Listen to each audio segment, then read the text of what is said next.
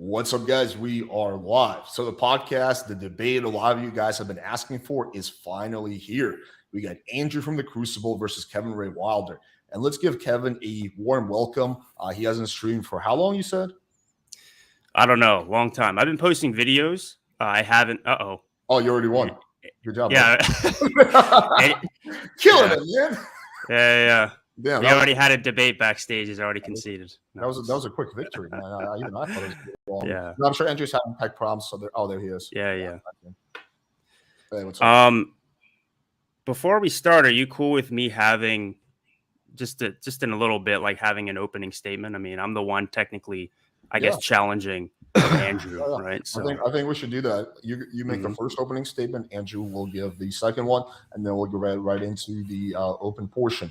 But yeah, guys, so this is going to be a fun debate. Let's keep it at least semi-respectful in the chat. I'm looking forward to seeing how this goes. These are two pretty good debaters. So let's see what happens. All right, Kevin, you can kick it off with your opening statement. Okay, cool.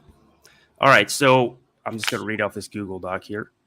So in previous debates on this topic, Andrew said, and I quote, "Women only have rights because men allow them to have rights, and women can't make decisions about their own rights because they can't enforce their own rights." So basically what Andrew is saying here is that there's a fundamental power difference between men and women that precludes women from physically enforcing their own rights and must always appeal to men to enforce those rights. This, Andrew claims, is a paradox. If women do in fact get equal rights, it will be because men allow them to, which then logically necessitates that the women never really had rights in the first place because the men could easily say no to the women and there's nothing the women can do about it. Thus, men and women are fundamentally unequal. I think this shows a fundamental misunderstanding of power, more specifically how women actually use power, and Andrew's conception of power and influence is coming exclusively from a masculine worldview. And here's what I mean. The dictionary definition of power is the following: the capacity or ability to direct or influence the behaviors of others. And as an example of the most obvious way of exercising your power, I want to give you guys a little bit of a thought experiment. It's going to sound kind of ridiculous, but bear with me. It'll make sense in a second, okay?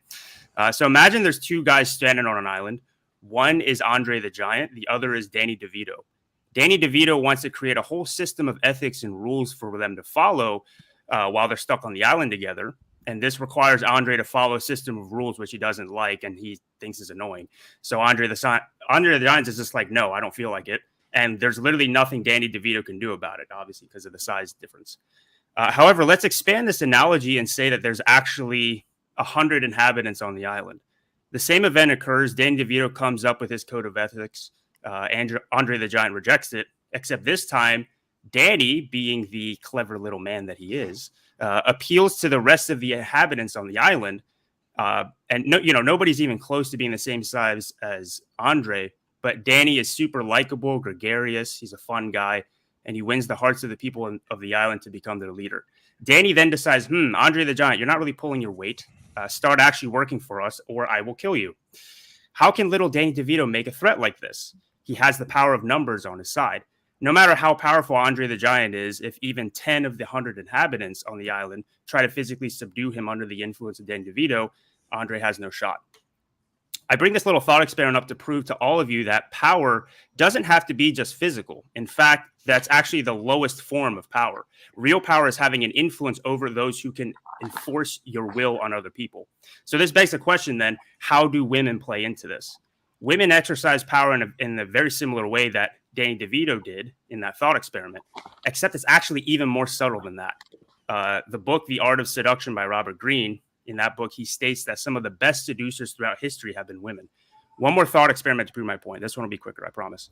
Let's take the Danny DeVito example again. And let's say he has no problem with Andre the Giant's lazy ass, but then the hot girl of the island, driven by her hypergamous nature, hooks up with Danny because he's the one in power and becomes his girlfriend. Let's just call her Stacy. Stacy doesn't like Andre. She thinks he's creepy and lazy, so she influences and seduces Danny into making Andre the Giant work, or else he's going to get kicked off the island. In this situation, who is the one with the power? If you said that it's anybody other than the girl, you fundamentally do not understand power as a concept. This doesn't just need to be a thought experiment. This has actually been happened multiple times throughout history. Cleopatra had the ear of Julius Caesar and used Julius Caesar to conquer her enemies, more specifically her family. I'm not going to do a whole history lesson here. There's also someone named Madame de Pompadour, who basically ran all of France, even though she was basically a prostitute. She was like King Louis XV's favorite courtesan. So yeah, and there's many others too. And yeah, if you want more examples, just read The Art of Seduction by Robert Greene. I'm sure a lot of you guys already have. Another example that's very relevant to this discussion: women only gained the power to vote in the United States because of women, not because of men, as I'm sure Andrew probably believes. The 19th Amendment, which gave the women the right to vote, resulted in a tie. The tiebreaker being a young Tennessee legislator named Harry Byrne, who initially was going to vote against women's suffrage. Then his mom wrote him a letter and basically shamed him into voting for women's ability to vote. And that's what he did. And then the law was passed. And now today we have the, for better or for worse, women can vote because of that happening. Now, in that situation, Harry, technically, the Tennessee legislator, is the enforcement mechanism, because unless he votes yes, women will continue to not have the right to vote. However, you would be extremely naive to think that Harry was the one in power here. Do women need men to enforce their rights? Yes. Does that necessarily mean that men are the ones in power? No. To directly respond to Andrew's claims that women only have rights because men let them have rights, women only have rights because the people in power allow them to have rights. The people in power are not always men. On paper, it might be, but as the story of Cleopatra, Madame de Pompadour, and the mother of Harry Byrne shows, to think that the ones who are the leaders on paper are always necessarily ones pulling the strings is a very naive way of viewing the relationship dynamics between men and women. So yeah, that's my opening statement. Cool. Andrew, kick it off to you. Okay, can you guys hear me? Yes. Okay. Yes. Sorry, I was just kind of taking notes as he was going. So it's kind of a gish gallop, but I'll try to get through it all. And then we'll get right back to the fundamentals of the argument. And Kevin's going to lose again because he's brought literally nothing new to the table. So here, let's just go through this real fast. First part of the argument, he's wrong about. He says there's a second half that Andrew hasn't thought about, this fool, this idiot, which is that, he brings up this Danny DeVito, Andre the Giant thing. Notice how both the people inside of this analogy are men. He gives you a weaker man and says the weaker man is maybe better at subterfuge or public speaking or this type of thing. So other men, he can control other men to go enforce the things that he wants. Well, no shock to me. This happens all the time. I literally have there's no shock value in that for me. He points out that women can manipulate men in order to enforce their rights. I agree that that's also true. I've been through this now, I don't know how many times. I don't know why he hasn't picked that up, but I agree that both those things are true. But it still doesn't change the fact that the rights themselves are enforced by men, which makes it paradoxical to say that we can have egalitarianism with women, which is the crux of the position to begin with. Some of the fundamentally flawed thinking that Kevin here has when it comes to power dynamics is a claim that I don't understand them. You just think it's raw force, Andrew. Well, no, I don't think it's just raw force. I just think that when it comes down to it, the enforcement arm of whatever it is a person's will to power is going to be force. It has to necessarily be force. Laws have to be enforced by force. Will has to be enforced by force. If your machinations and manipulations and things like this don't work out and you have to then bank on the law, you have to use force. There's no way around it. So, I mean, kind of with that, I think we can get into it, but let me end it with saying that another fundamentally flawed part of Kevin's argument is he talks about this legislature who was the deciding vote in women's rights. But he actually messes up and he says, at this point, Harry was the enforcement arm, but he wasn't the enforcement arm. He was the lawmaker. All the police and all of the military and all of those people who are largely designated as men and still are to this day globally and always will be, were the actual enforcement arm. So if those men had said, no, we're not going to go and give women the right to vote, old Harry would have been fucked, right?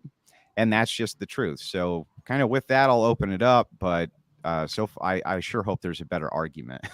I'm hoping. Let me just make a very quick statement. So I'm going to be generally hands off during this debate. I will only step in if one person is literally unable to talk because the other person is interrupting them so much, I will allow for a little bit of interruption as long as within reason. Or two, someone is clearly dodging a question, in which I will step in and ask them to answer the question. Other than that, you probably won't hear much from me during this debate. It's just going to be mainly Kevin and Andrew. Okay, guys, kick it off. Why does the enforcement arm matter? Because how do you have rights without enforcement? Okay, that's fine. But you're acting as if I asked you a question. No, you didn't. I just said that you don't have my rights exact without words are, enforcement. how do you have rights without enforcement, Kevin? Answer my question. No, you need enforcement for sure. You have to have and to give you enforcement credit, for rights. Yeah, to give you credit, in your previous, I don't think that in your previous debates you said that rights are a social construct. I totally agree. There's not even anything left to debate. You're not going to have any. No. There still is. There still is. There still is. All right. Yeah. Because me as a Nietzschean, my fundamental worldview is the will to power. I believe that there's always these forces of power that are constantly clashing against each other to try to will themselves. Sometimes they'll integrate that smaller power, or they'll just take over completely. No, my issue is that I don't think that the enforcement mechanism, so let's say these men, for example, is even remotely relevant. Because the enforcement mechanism can be anything, and really what matters at the end of the day are the people at the top of the hierarchy that are making the commands. It can't be anything except force. I'm not disagreeing with that. Well, then I think you actually just dodged my question. You just said it can be anything, Kevin. You said the enforcement mechanism can be anything. Yeah. Hold on. Force is implied within the word enforcement mechanism, right? Well, then it can't be anything. It's force. Yes, it is force, and I'm saying the people who are doing the force could be different. Okay, so for example, it doesn't even need to be people. What are you talking about, bro? No, hold on. If I had a nuke, what's more effective, a nuke or an army of men? It depends on the situation. Okay, so two armies two places are about to go to war. Let's say the United States. We have nukes, and then you have Iraq, or whatever country that doesn't have nukes. Yeah, but has an amazingly large army. I mean, you can see that in the second Gulf arms War. In that situation are better. Sure. Yeah. Okay. So the enforcement mechanism doesn't necessarily have to be men. No, it's force, and it's men in both those situations. No, it is force. Yes. It doesn't have to be men with nuclear weapons. Yeah, it does. Why? Explain. Because you can't have women who are entrusted to nuclear arms because men would have to entrust them with them, Kevin. Well, okay. So if name me the nation of women with nukes, Kevin. Where is the nuclear proliferating nation of Amazonian badass spear chucking women, Kevin? Where is it? All right. So back in 2016, if Hillary Clinton, God forbid, I didn't vote for her, but God forbid she was the president, then she would have the power there for sure. No, she wouldn't have the power. The enforcers would always actually have the power. Like the nuclear launch codes and stuff. She is the. Yeah, you know that those go through a chain, and then men have to turn little switches, and they have to push little buttons. And you understand she doesn't just. You understand chain of command, right? Hold on. You understand chain of command, right? I do understand chain of command. You have to follow what your superior officer says. What's a mutiny? Of course, I know what a mutiny is. Okay, well, if you know what a mutiny is, what if people say to Hillary Clinton? What if men say, "No, bitch, we're not gonna launch nukes, and you can go fuck yourself"? How would Hillary Clinton enforce her power except to go to other men and tell them to make these men launch the nukes? Can you tell me that, Kevin? Yeah, she'll send other men to go. That's right. That's right. Yeah, so, I'm not disagreeing with you on the enforcement mechanism. Hold on. No, I'm not. I said in my very statement, then there's nothing. I'm not against the enforcement argument. There's nothing to debate then, unless you can. Here, let me break this down. Oh, unless you can. Yeah, I'm sorry. Take care of your ring light, but listen very closely. Unless you can explain to me how women have rights outside of the enforcement, and that the enforcement arm can be something other than force by men, you don't have anything to debate with me on. Nothing. No, yes, we do. Yes, I do. It's because the people at the top of the power hierarchy, the ones who are actually manipulating and causing the people to actually enforce those things, that is where the actual power game is held. Okay. So if somebody at the top of a hierarchy, right? So who has more power? Napoleon, or let's say Napoleon with his army, or let's say some Yahoo with an equally interesting strong army. Interesting that you bring up Napoleon, for instance, because even in this example, you would be wrong. Napoleon was a revolutionary. And he, as a general, gathered a bunch of men to oppose the power structures of France before he took it over and declared himself the emperor. And then a bunch of other men from another nation under Arthur Wellesley decided to whip up the entire British military, and the whole world went to war with Napoleon of men, I might add.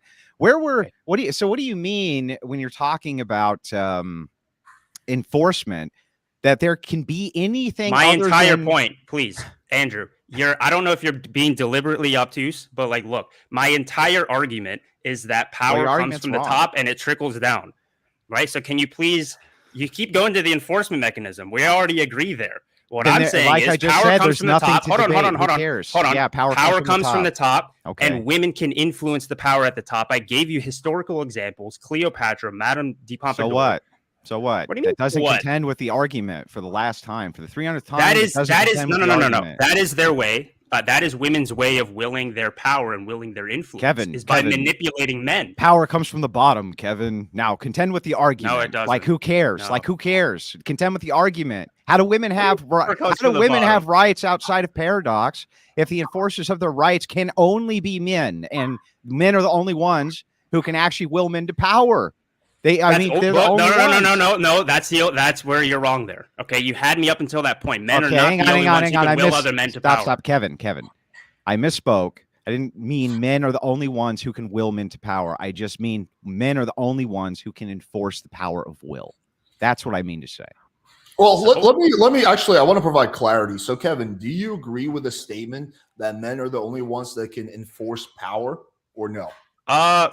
Historically, yeah. I mean, you could make the argument, and I said it a little bit earlier, of like, okay, well, with modern technology, which, was invented by men, you could have nukes and stuff that are commanded now by women, thanks to the labor of men. That's true. My argument is not the enforcement mechanism, because at the end of the day, what this argument is about. Yeah, yes, there is. No, there's not. At the end of the day, what this argument is about power and the fundamental differences between men and women and how they interact with each other and whether they're equal or not. They can't. And I would say, I think I understand what the disconnect here is. So let me just quickly try to sum it up. So Kevin is arguing that then when it comes to power, right, when it comes to rights, the people who are enforcing are less important than the people at the very top, right? The people who are giving the orders. He's saying those are the people who are in more positions of power. And if those people are women, like, Hillary Clinton could have been, or Kamala Harris or whatever, then, women do have a lot of power and then can give themselves rights. Again, I gave myself a bunch of historical examples. They only have power. Andrew's provided zero. The only argument you've provided is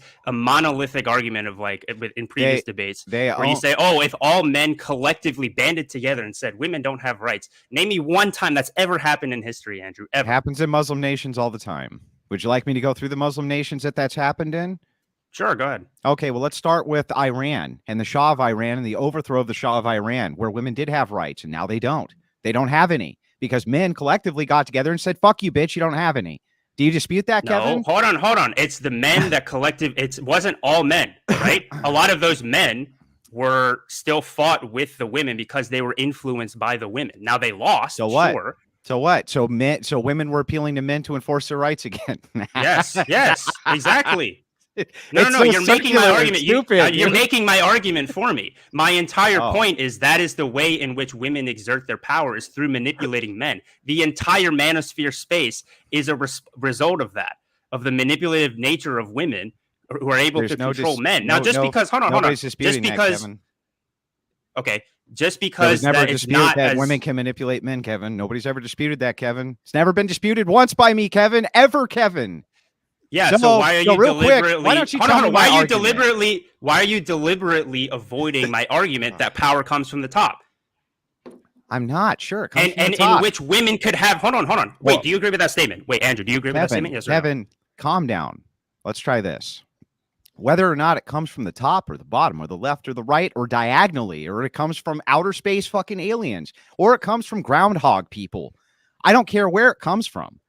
All I know and need to know about power dynamics and how they work is who the fuck enforces them, because you don't have any power outside of who enforces your power for you, Kevin. Yes, you can't. yes. Who enforces it, and then who influences the people that enforce it? That is the thing that matters. But there's the trick with the paradox, isn't it? Because that would mean that the power that you think you have is illusionary, and really it's only dependent on people who have real power, and the people who have real power would be any male collective which opposes you. Then you're fucked. Yes, it's male collective that has a hierarchy. Do you agree that any male collective will always have a hierarchy? Yes or no? Of course. And the hierarchy, the person at the top, chain of command, like we talked about with armies and stuff, is the one that's actually giving the commands. Yes or no? Sure. Yes. Okay. So that necessarily, you just basically admitted then that power absolutely comes from the top, and that is the most important aspect of it. And what I'm saying is that women can and do oftentimes throughout history. Again, I have historical examples that I listed out earlier of them having influence of people at the top of the hierarchy, which then trickles down, like I said. It all comes down to up here. It doesn't matter down here. The thing I've never disputed and doesn't even fucking matter to any of the points that I'm making. Sure, it 100% matters. How does it matter? It matters because your entire point is saying that women don't have rights. Well, let's say, for instance, it was tumbled 360 degrees, and somehow it was logically possible that power came from the bottom instead. It always had to come from grassroots. Couldn't really come from the top down, right? It wouldn't matter, really. All it would matter is, how do those people then enforce power? And the answer is going to be what, Kevin? How would they do it? How would they do it? They would do it I think you're strawmanning me this entire time. They would do it by using enforcement. When have I ever said, Andrew, when have I ever said, please list it out to me, that you don't need an enforcement arm? I literally said earlier in the debate that it is within the entire word itself. You did, which is why I told you there's no debate, and you're just like still going on. I don't know why. There's no debate. You already agree with me, so I don't even know what you're talking about. No, I do not agree with you. You do. In the slightest. You just don't know. No. You think that it starts from the bot, or you don't. You actually admitted, I should say. So you conceded that power comes from the top. There's no admittance to something that's obvious. It just doesn't matter. Okay, let me see. Power comes. Hey, it doesn't matter. How did you understand? It doesn't matter where it comes from. Guys, let me see if I can bridge the gap. So what I think the disconnect is that in terms of power and rights, Kevin believes that it's the people at the top who largely matter. He acknowledges that enforcement is predominantly male, right? He believes that's less important than the people at the top. And I think, Andrew, what you're saying is that who's at the top is not as important as who's doing the enforcing. Did I sum up both of your arguments correctly? Yeah, whoever's doing the enforcement is actually the people who are at the top, regardless of who you think is at the top. Whether they know it or not, the enforcers are the people who have the power. We know this because when they stop enforcing, you no longer have any power, since those are always going to be men. Always going to be men. Men are the ones who necessarily give rights to other men and other women. So my entire proposal here is just simply that egalitarianism with women is impossible and paradoxical. I still haven't actually heard an argument from Kevin for how any of that is incorrect. Not a single one. So I said it a million times. I don't want to keep repeating myself. I'll give an example, I want to ask you a question, actually. So women have the right to vote now where they used to not. How did that happen? In the U.S. Yeah. So essentially a bunch of communist agitators began to fund and form the suffragette party, which was supposedly a grassroots movement, but really wasn't a grassroots movement, in a push towards giving women the vote. And then there was anti-suffragettes who pushed against that. And it was a political fight over basically voting rights. Okay. So it wasn't a bunch of men who were just sitting around one day being like, you know what? We men are all powerful. Women can't vote. It'd be a great idea if we could just get women to vote,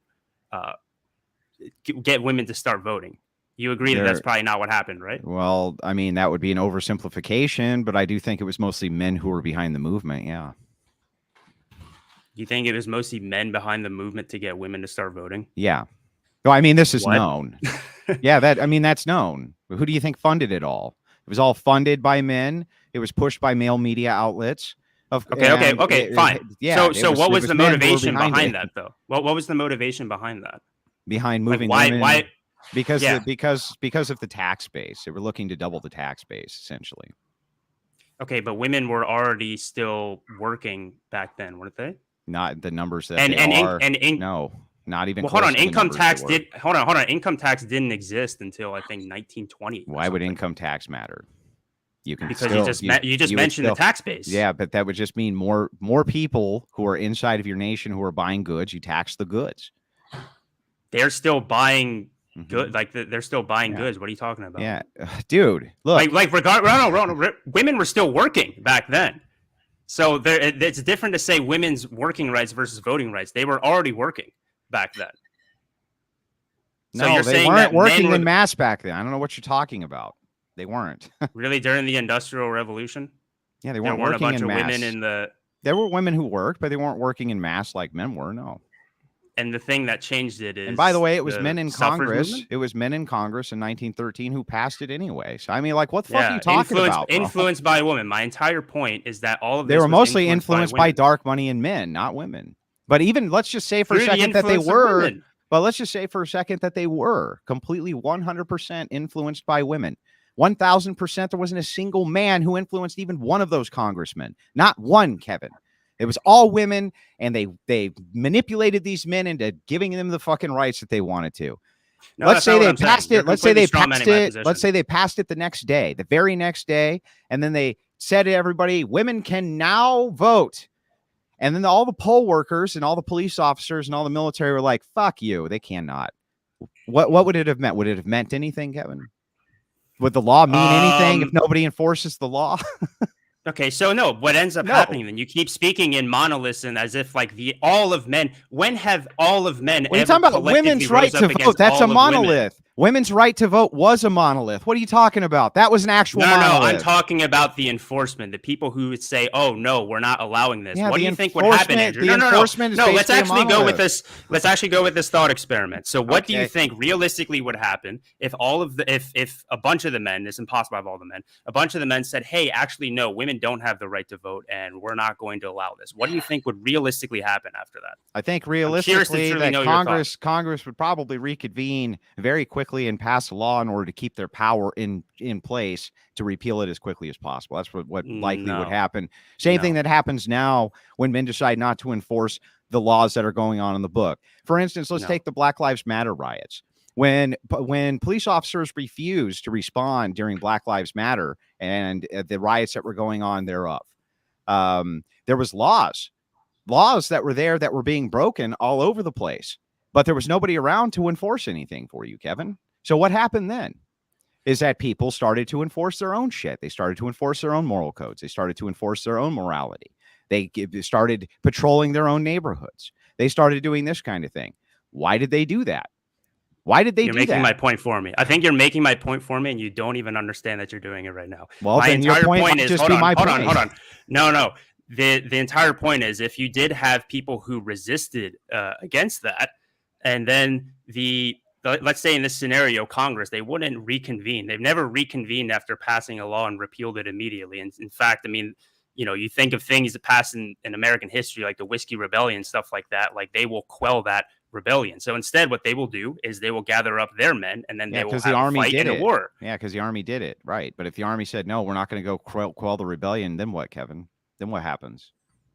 I don't know. Then your law doesn't. You don't know because your law doesn't mean shit. Your law doesn't mean shit, Kevin. You keep going into these scenarios that have never happened. Yeah, and will never it's happen. never happened that there's been mutinies. Okay, Kevin. It necessitates that all men collectively band together, which never happens. Never has necessitated that. In fact, it only necessitates that small groups of them do so. They can ignore orders. They've done that in the past. They can have glorious revolutions. They've done that in the past. They can fight off the British from an entirely different continent like they did in our past. They can have a civil war and ignore the laws of the land like they did in the 1800s, Kevin. They can do all kinds of fucking things to ignore the enforcement arm or become a brand new enforcement arm. This idea that you have, this stupid fucking idea that you made up out of the blue, which makes no sense to me, is no, Andrew, power comes from the top. And so these are complex power dynamics. Okay, fair enough. They're complex power dynamics. But all you need to know what's true is who enforces those power dynamics. That group necessarily is going to have the power. There's no way logically around that. If you can give me an argument against that, which you can't. I can, and I have previously, and I'll do it again, but I'll do it from a different standpoint this time. You have one, we agree that it's impossible to just have like all men agree on one thing. Whatever. There's always going to be some sort of resistance who are also other men. Yeah. So these two different armies are always going to be clashing. Yes. It necessitates that there's going to be conflict, right? Men these can two take men's rights away and give them. Yes, that's correct. Yes, these two armies are end up going to be clashing against each other. So now, what's going to determine? Hold on. What's going to determine which one of those enforcement arms win in the end? Whoever has the biggest guns. That is a naive way of looking at it. Really? Why don't you give me a historic example where that wasn't the way it was looked at? Because that's what's always happened every single time. When you have Germany lost in World War II. That's right. They had better technology and they had better guns and they took on the whole fucking world, the entire fucking world, and the Soviets invaded. So what happened when you had two different men, right, who had two different ideas about enforcement, and the men went to war, the men killed, I mean, you're talking about, 2/3 of France, which died between World War I, World War II, who were males. The men were still in charge of France, even though the women were ridiculously, as far as a ratio, outnumbering the French men. They were taking on American husbands and everything else, but the men still had the power because the men were still the enforcement. The men are always the enforcement. You say, I don't know if there's a little bit of hang on, Kevin, let me finish my point. Let me finish my point. Let me finish my point. Let me finish my point, and I'll kick it back to you. Again, for the 300th time, yes, men will fight over power, but they're ultimately the enforcers of what your rights are going to be, and they're the ultimate enforcers of what the law is going to be. They always are. There's no way around that. Even if you have Cleopatra in power, she's going to be relying on men to do the rights enforcement, Kevin. There's nothing you can do about that. I'm not disagreeing with that. So I don't know what to tell you. This is like the 5th time that I said that I didn't disagree with that. And there's nothing to argue with me about for the 300th time. There is. I think you just don't want to admit to conceding the point. That's really what it comes down to. There's no point for concession. What's the point I'm supposed to concede on? Let's try with that. What am I supposed to concede on? The point you're supposed to concede on is that power comes from the top, and power from the top can and has been influenced by women. And your entire argument is that doesn't matter because the enforcement arm is always going to be men. Never disputed it. In fact, it's part of that it can be women at the top? Yes, of course. It's part of the crux of my argument, Kevin, for the 300th time. When? It's been stated over and over that women can influence men in order to enforce their rights. That would necessarily include a woman at the top of some fucking arbitrary hierarchy. It doesn't matter. They're still going to be banking on men to enforce their rights, Kevin. Yeah, so then egalitarianism is an impossibility. Always. No, it is a possibility. Yes. You just proved it right there. That men and women express their will to power differently. Women do it through manipulation. Men do it through force. If the women are the ones that are manipulating the men, who is at the top of the hierarchy? The women. Boom. Debate's over. They're not at the top. They're not at the top of the hierarchy. If the banking of enforcement of men can instantly turn around and take away all of their enforcement mechanism for their power. They're still endlessly begging men for their rights. Even if they're queen, the empress of the whole world, empress of the galaxy, it wouldn't matter. They're still going to endlessly be begging men to enforce their rights. Men themselves, though, they don't have to do that. They don't have to because they're the enforcement arm themselves. That's why traditionally you always see men in power. There's not much you can do about that, and there's not much you're ever going to be able to do about that. Sure, that tends to happen, but that doesn't necessarily. I feel like I keep repeating myself. The entire point is that you're not arguing with my point. No, you're not arguing with my point, dude. I've cogently I've completely laid out exactly what I said. I've conceded everything you've said. It just doesn't mean anything comparatively. It doesn't mean anything to what I'm saying. Why don't you understand this? The paradox exists, even if I concede all of Kevin's points, which I've never run away from. I've always said it's true. There's nothing to argue. What is there to argue? What are you talking about? The paradox is debunked.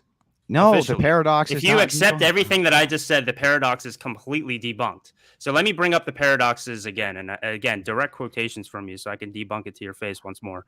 Okay. Let me see. Where is it? Sorry, I have a lot of notes here. Okay. Women only have rights because men allow them to have rights. So that was one quote. Women can't make decisions about their own rights because they cannot enforce their own rights. Again, I said at the beginning of my statement, these are claims that I fundamentally disagree with because the way in which women influence men. You got one of those wrong. Okay. You got the first one I'm right. pretty sure but you got the second one wrong. which isn't that women can't make decisions. It's just that whatever decisions they make, they're going to be appealing to men for the enforcement of whatever that decision is. Okay. All right. So that you sure. understand. Mhm. Okay, sure. I mean, that one I agree with. Again, I agree Yeah, you agree fundamentally with everything that for the I'm most saying. part, There's no actual disagreement here. No. Because Yeah. I think the issue is, okay, maybe you agree with me.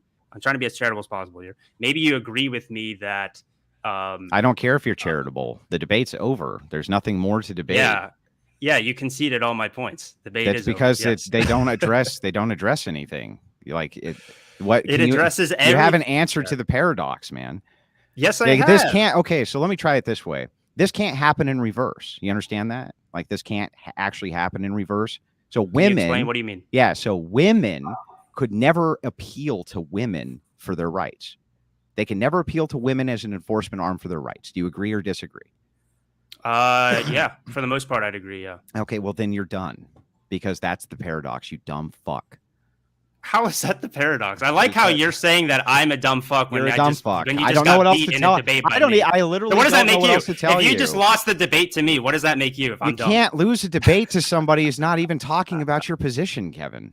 I You're am not even talking. I am about saying. It. You're like I am saying from the beginning. Yeah, here's Kevin's debate style. Do you concede that blue is blue? Yeah, I just won the debate.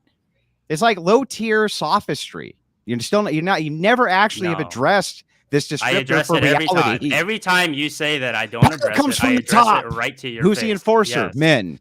Got it. Yes, and you're presupposing with that statement right there that the enforcement mechanism is the one that matters the most by far, and I'm not saying that that's the case. Again, that's coming from the bottom of the power hierarchy. You're saying the bottom of the power hierarchy is the most important. I'm saying the top is the most important. The bottom of the power hierarchy can change, and it's malleable.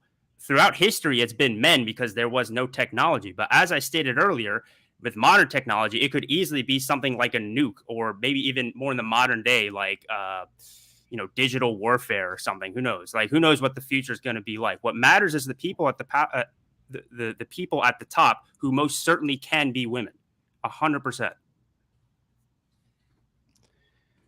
Okay. I mean, I don't know. I literally don't know what else to say to you. You haven't actually answered to the paradox, Kevin. In fact, you agreed that women can't appeal to women to enforce their rights. They can only appeal to men. Therefore, egalitarianism actually necessarily has to be impossible. Why do you not see that? Andrew, maybe you can just one more time, explain the paradox in a very succinct way. I just did, like the most succinct way possible. Here's the paradox. The paradox is that men never have to appeal to women for their rights, ever. They never have to. Women always have to appeal to men, and women will never be able to appeal to women for their rights because women can't enforce them. Kevin agrees with all of this. He agrees literally with everything that I'm saying is a descriptor for reality. So I don't know, since he agrees that the paradox is there, true egalitarianism can't exist, which is my point. Do you have a single argument against that, Kevin? Yes, I've said it so many times already. Let me try this another way. Let me try this another way, because you're a smart guy, Andrew, so I think you know exactly what I'm talking about. You just don't want to lose. So, all right, let's take an example of somebody who, let's just say that every single common man or whatever has an IQ of 10. All right. Mm-hmm. And then you just have one single super smart person with an IQ of 200. All right. So who's the one in power there? You think the person with the IQ of 200 is going to easily be able to manipulate all of the masses of people with an IQ of 10, no matter how many there are? Probably, at least a lot of them. Yeah, exactly. And so who's the one in power there? It's the person at the top. That person at the top can absolutely be a woman. But more specifically, what we see throughout history is it's usually a man, and some woman manipulates that top man. This is also my speculation as to why. Right. Hold on, one second. Yeah. One more thing. This is also my speculation as to why I think women are naturally hypergamous. They will. Yeah, I don't care about the women being hypergamous thing. I care about the argument. So on to this, unless women being hypergamous has something to do with your argument.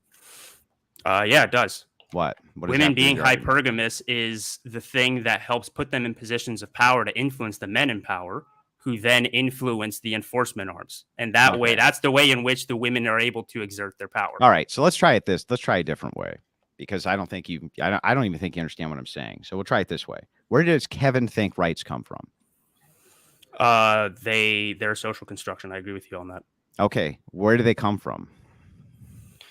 Nowhere. I mean, basically, it's like, okay, well, again, so my sort of worldview is the will to power. So there's all these different wills or collection wills that are constantly clashing against one another. I basically think that any sort of morality is actually a cope. Morality is not real. I don't care about that. I just want to know about rights. Let's just focus on this one thing so I can see if I can break this down the easiest way possible. Sure. So we agree that rights themselves, or at least we'll agree with it for the sake of argument here, that rights themselves come from nowhere, right? Yes. They're socially constructed and they're made up, right? Yep. Okay, so a right is actually just the ability to enforce it, to enforce your will. Yes. So if your right is your ability to enforce your will, which sex can do that? Both, because again, whoever commands the levers of force or whatever you want to call it, that's what matters at the end of the day. So whoever is in power of that thing is what matters. It's basically like saying, like, let's say that I have a I don't know. I have some. I don't disagree that women can't manipulate men into enforcing their rights, but this again is paradoxical. So try to contend with it this different way. Now that I have your grounding and you kind of understand this basic concept, assume that a god comes down and gives you all of his powers except like one, right? And it's the power to take away your godhood whenever they so choose. Are you equal with that god? No, you're not equal with why? Why aren't you equal with him though? Even though you have all the things that they have minus powerful. Because he can take away your godhood whenever he wants, right? So who has the power? Exactly. So who has the power? The person who is God, right? Who can take away the power anytime they so choose, not the person who thinks that they have. The problem with this, I know where you're going with this, Andrew. The problem is that you're presupposing the argument, which is the entire point of the debate. You're presupposing the idea that men are the ones that give women rights, and that's the thing I fundamentally reject, and that's the thing that we've been arguing about this entire time. I didn't presuppose. You're presupposing right there. Okay, tell me where that line of thinking is going. Go ahead. Stop. With this hypothetical itself, I'm just asking you about the nature of egalitarianism. So if we're talking about the nature of equality and the nature of egalitarianism, you would agree that if there's a mechanism which can be taken away from you by something that has the degree of capacity to take it away from you, that you can't actually be equal with that thing. In this case, it would be the same thing with the power dynamics between men and women. That's what creates this great paradox, the paradox of rights. You're only saying that if women are able to manipulate men into utilizing men's power on their behalf, that would be like a person who tricks the higher deity and tricks them into giving them the same power until the deity realizes that they can take it back whenever they want. It was always paradoxical. Okay, so let me use a little bit of, I don't know, maybe Christianity or whatever to sort of prove my point, because I think the Bible itself, now granted, I don't understand the Bible as much as you do, although I did go to Catholic school. They don't really teach you shit there in terms of Catholicism. But anyway, okay, so the devil, how does he have power in the world? You agree that the devil has more power than human beings, right? No. As a Christian. No. You don't think the devil is more powerful than human beings? No. And then but by the grace of God. In fact, the opposite's true.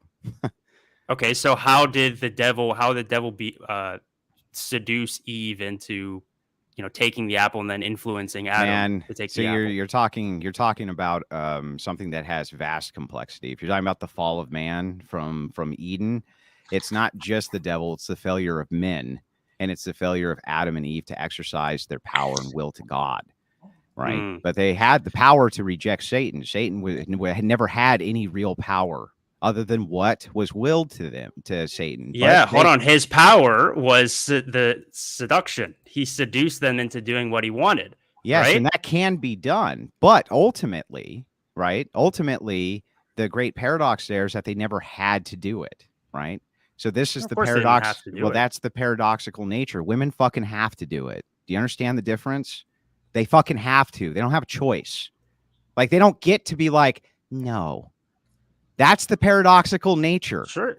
I mean, in different ways, could just look at it. No. Now pretend that Adam and Eve had the devil who was there, right? And they were like, and the devil went, no, you fucking have to eat the fruit. Grabbed the fruit, shoved it in their face, made them eat the shit.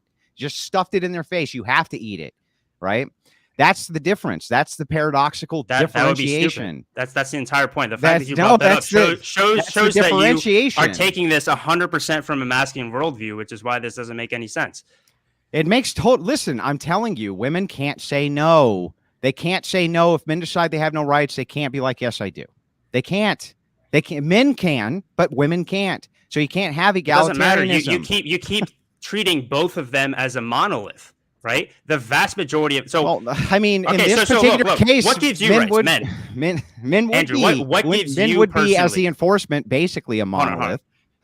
So, I mean, what gives you personally, Andrew, any sort of rights? I don't think I have rights. Who's bestowed that onto you? I don't think I have rights. So you don't think any human being has rights? I'm not saying like ontologically, you know. I'm talking like specifically like within the confines of the law, let's say, which is a social construction. Yeah. So just enforcement. That's it. That's all that gives you rights is force. Yeah, from other people, right? Men. Yeah. Yeah, from other men who are higher up in the hierarchy. Not necessarily. They don't necessarily need to be higher up in the hierarchy. No. Well, how else would they enforce their will then? With a bullet. Yeah, because they're at the top of the hierarchy. No, they're not. They don't need to be at the top of the hierarchy. In fact, they can be at the top of the hierarchy, and someone who's below them can still kill them with a bullet.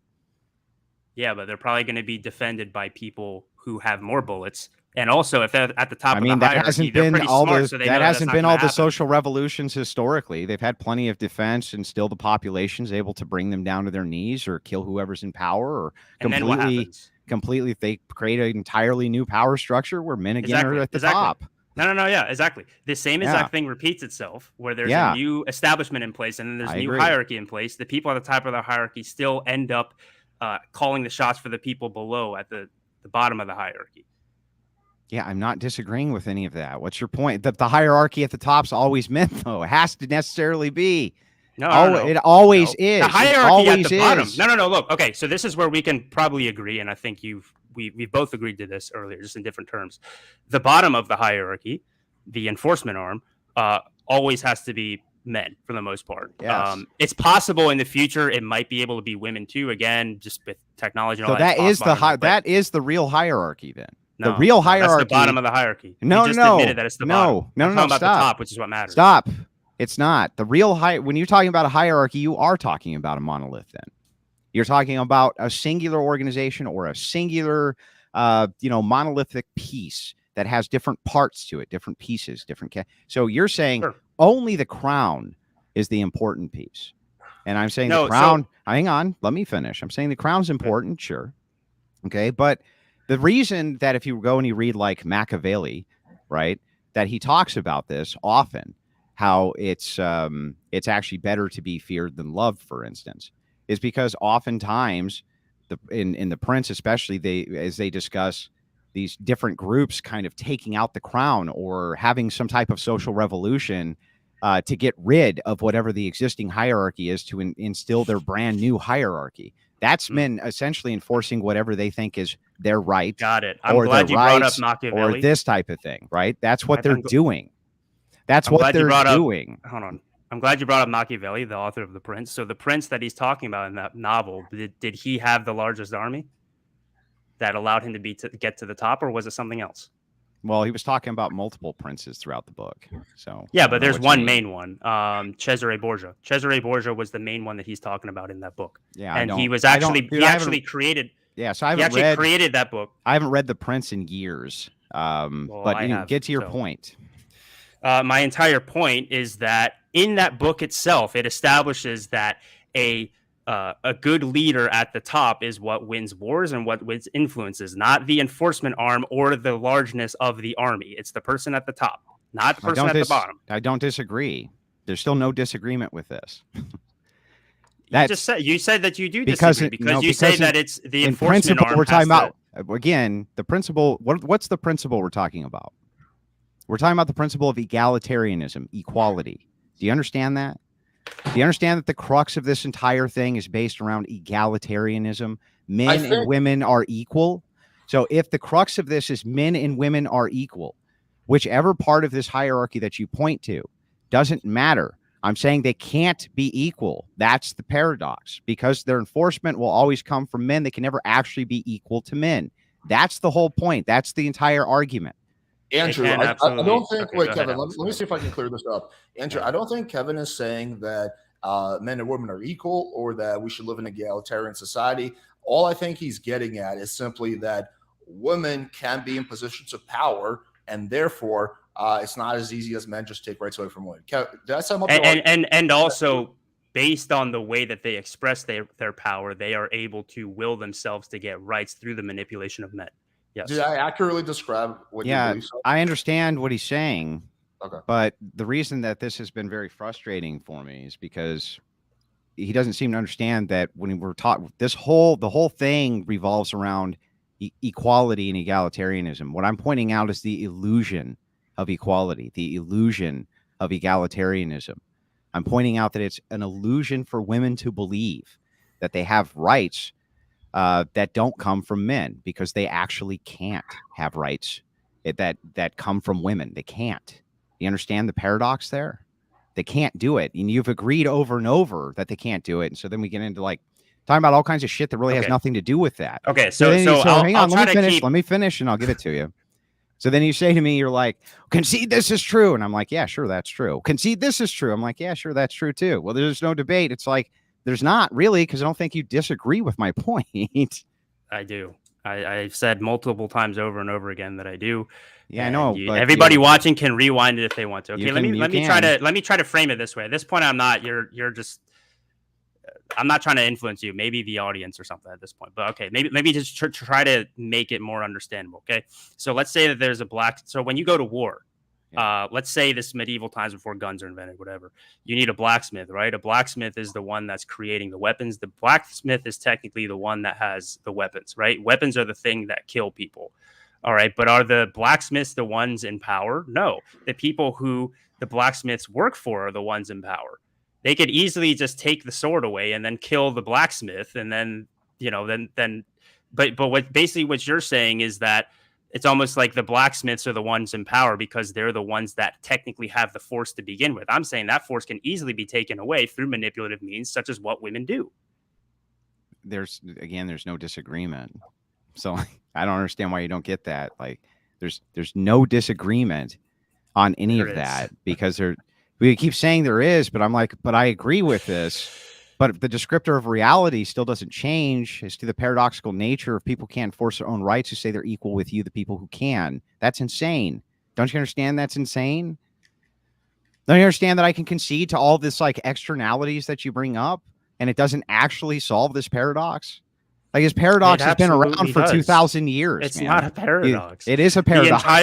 The entire point. If you wanted me to go really deep here, I can actually make this as an example of Christianity itself. How did Christianity will itself to power in the Roman Empire and take over the Roman Empire? How did it happen? Well, I mean that's complex, but the empire itself was somewhat decadent, and it didn't really take it over. The empire split into two. And you had actually two different branches basically competing against each other. So let's say, sorry, real quick. Let's say the Western Roman Empire then, not the Byzantine Empire. Let's say the Western Roman Empire, which still existed about, I think, 200 years after the Byzantine Empire existed. So within those 200 years, paganism was supplanted by Christianity. How did that happen? Did it happen through brute force with sometimes an enforcement arm, like you said? Yeah, it happened a lot of times by brute force. Sometimes it didn't happen that way. But what I think mostly happened was that you had male evangelists, like the apostles and things like this, who would then evangelize the other men who were inside of those societies. And then those men would begin to follow those moral codes and lay those moral codes down. And then other men would begin to either adhere to those moral codes or they would be prosecuted under those moral codes. The enforcement arm would always be exactly the same, though, across the board. It always is. Yeah.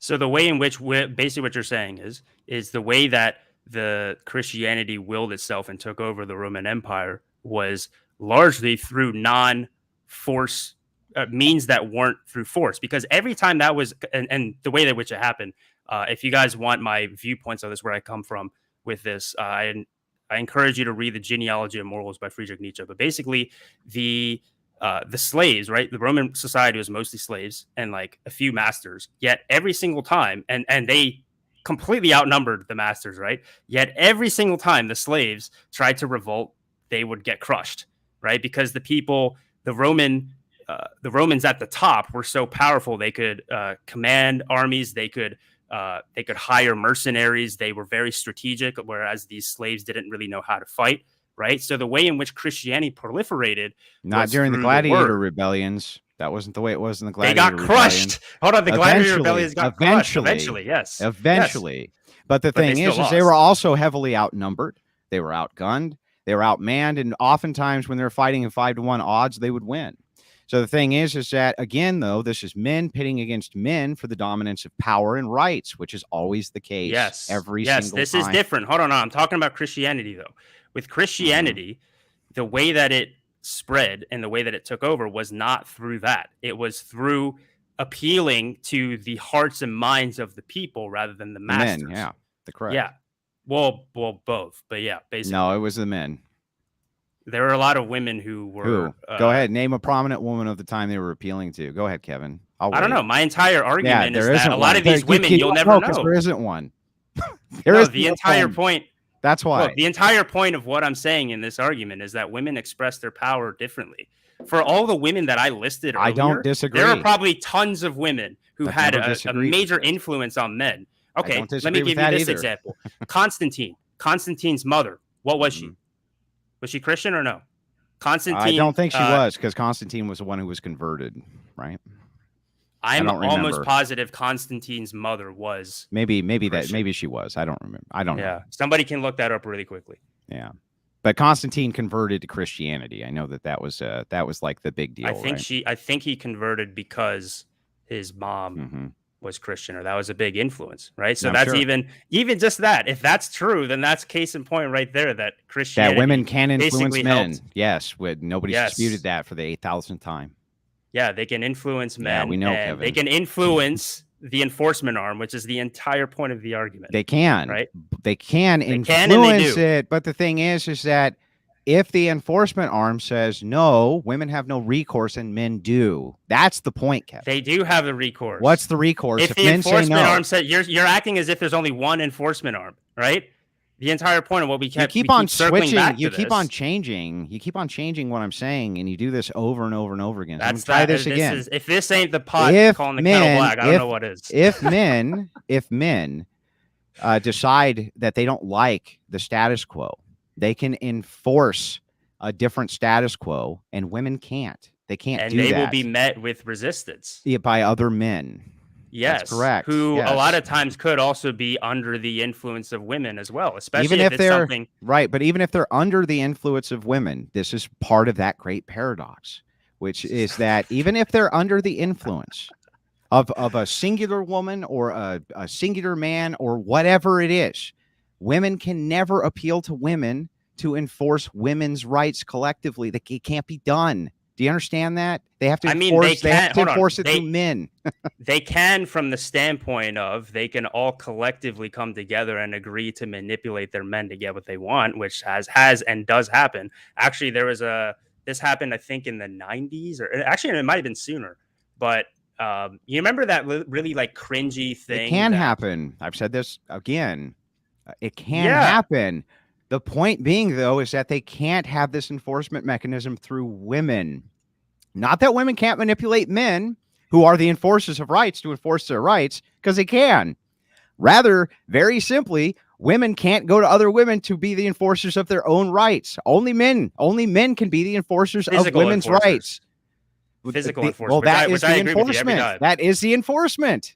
There's nothing to argue here. Enforcement. The entire point of what I was saying is that force doesn't have to be physical. Exerting your will does not have to be physical.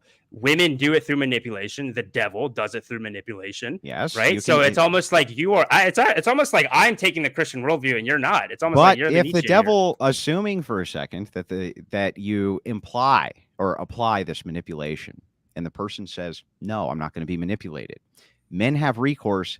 Women don't. That's the distinction. Okay. Hold on. You're assuming that people who get manipulated know that they're getting manipulated. How often is that literally baked into my hypothetical? Assuming for a second that you cannot false. Assuming for a second that women can't manipulate men. They can't manipulate whatever this group is, which has also happened many times, by the way. They can't do it. They can't manipulate them. They can't coerce them. Can they do anything? Can they do anything, and can men do something? Just answer this. Wait, hold on. Answer Do the you think question. that being manipulated is a choice? Hold on. Do you think being manipulated is a choice? It's like, I think this woman's manipulating me. I'm going to choose to be manipulated. No, you really think that's ridiculous. What I'm saying is but you just said that that's the case. Yes, you can apply manipulative tactics, and they don't work, Kevin. The entire point of seduction. Again, you can apply manipulative tactics, and they don't work. Right. Okay. What I am arguing is that they do work. So women in the Middle East throughout history. So women in Iran are not being able to be very coercive towards the men, Kevin. Well, I guess they're not very good at manipulating. I guess not. But the thing is that if women in the West, again, if they're trying to do this coercion and it doesn't work, they have no recourse. They have no recourse because the men won't give them any. So they're still appealing to something greater to them over and over and over again, whether it's through manipulation or whatever. They're still appealing to somebody who has greater singular autonomy and authority than they do to enforce their rights. Physical strength is required. It's not just physical strength, which I agree with. I don't think it's just that. I also think there's a mentality difference. I think that men have less problem killing people, all sorts of different things like this that go into that as well. But the whole point is, I agree with that. How many times do I have to say this? They can't, even if they're being manipulated, they have no recourse outside of that, and men do. So they're always appealing to men. It doesn't matter if they don't have any recourse outside of it. That is the most effective. No. That is the most effective method to influence people is through manipulation and being able to psychologically manipulate people to do what you want. That is how Christianity took over the Roman Empire. That is how the devil has so much influence over everybody, even though he doesn't like, it's not like the devil comes up and just starts beating the shit out of people. No, he influences and seduces them through basically psychological and spiritual means. You're proving my point. So ultimately, how Christianity is influenced is that men who convert over to Christianity become the enforcement arm for the Christianity. So assume for a second that you had a person, and this did happen oftentimes in pagan tribes, where tribe leaders would convert to Christianity and their soldiers would not. And so they removed that tribal leader because now the enforcers are gone. He had no power left. This happened with pagans all the time. It was a big problem inside of these pagan nations. In fact, it was a problem in Japan with the daimyos. The daimyos also would convert over to Christianity, and their samurai said, no, we want to stick with Buddhism. That was a big problem for them as well. So if you don't have the enforcement arm that's there that you can appeal to, which is going to be men, to protect whatever the rights are that you think everybody should adhere to, you're fucked, Kevin. You're fucked. There's nothing there, and women never have that recourse external to men. Neither do men. All rights fundamentally come down to men. Okay, yes. Then there's nothing else to argue. They come down to whoever is at the top of the hierarchy, who is able to influence the people that do the enforcing, which almost always are men. And I agree, it's not just physical, it's intellectual too, not necessarily from, I guess maybe technically an IQ standpoint, but more so from the standpoint of like creating machines of war, for example, right? So, but would you agree at the very least that women on average are much more socially aware than the average man? I think that when you're talking about Western dynamics, that might be true. But I think that the way that other cultures deal inside of these dynamics historically has been different. I don't think that always kind of the social awareness, if that's what you're talking about, has been as skewed as it is now. But I would say probably. They probably are a bit more socially aware. You're talking about when it comes to the dynamics between people. That's what I think you're talking about. Yeah, I think so. I think that's a necessary function. They actually necessarily have to be that way. Yeah. Exactly, or else they wouldn't be able to exert their will and their power and their influence, that's the way in which they do it. I agree with that too. Yeah. So I've never disagreed with that. I think the debate's over then. I think we're done. Yeah, but I just want to let you know that you never actually answered to the paradox at all. You could say that all day. Just rewind the tape and go ahead and look at it. I mean, you could say rewind. You could say rewind the tape all day too, but you never actually answered to it. Address it one more time. I answered it so many times.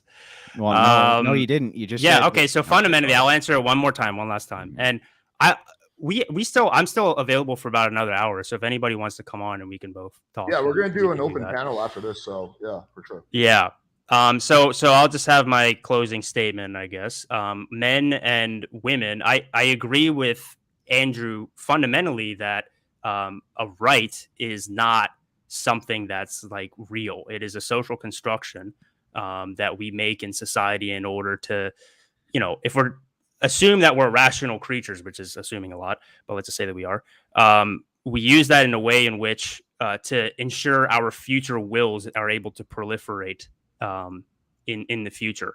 But I will say that the way in which men and women exert their will and their will to power and what they truly want are different. Men are the physically superior sex. We are bigger, stronger, faster. You could even argue in the extremes, we're more intelligent in terms of creating things that will help with the enforcement. However, but women know this unconsciously. They know this, and my theory is that they have evolved over time to be whoever's the most socially aware and socially adept are the ones who kept living on. And the way in which women express their will to power is through manipulative tactics. They can manipulate men into doing what they want. The way in which they do that is naturally their hypergamous nature. They go for the top of the hierarchy, and then at that point, they're able to influence the people who have the influence of those enforcement arms, such as like an army of men, or maybe in the future nuclear warheads or whatever. Doesn't matter. The enforcement arm can always change technically with technology, and that's the way in which men and women, you could argue, are equal in the sense of, okay, well, it's an equal playing field in terms of how they express their will to power. They just express it differently. With women, it's much more subtle. And, some people might be thinking, oh, we're just arguing semantics or whatever here. I think it's much deeper than that, because it's very important for us to understand the relationship dynamics between women and men, because that's the entire reason that something like the manosphere exists in the first place. People don't understand women at all, right? And it's important if we want to make sure that societies and stuff in the future work out. We need to understand that you can't just do it through like physical force and stuff. Influencing the people at the top is what's important. So yeah. All right, Andrew, do you want to give your closing statement? Yeah, so this has been hilarious for me. Essentially, what I've said, did I cut in on your closing at all? No. Sorry. No. Still of course not. Of course not.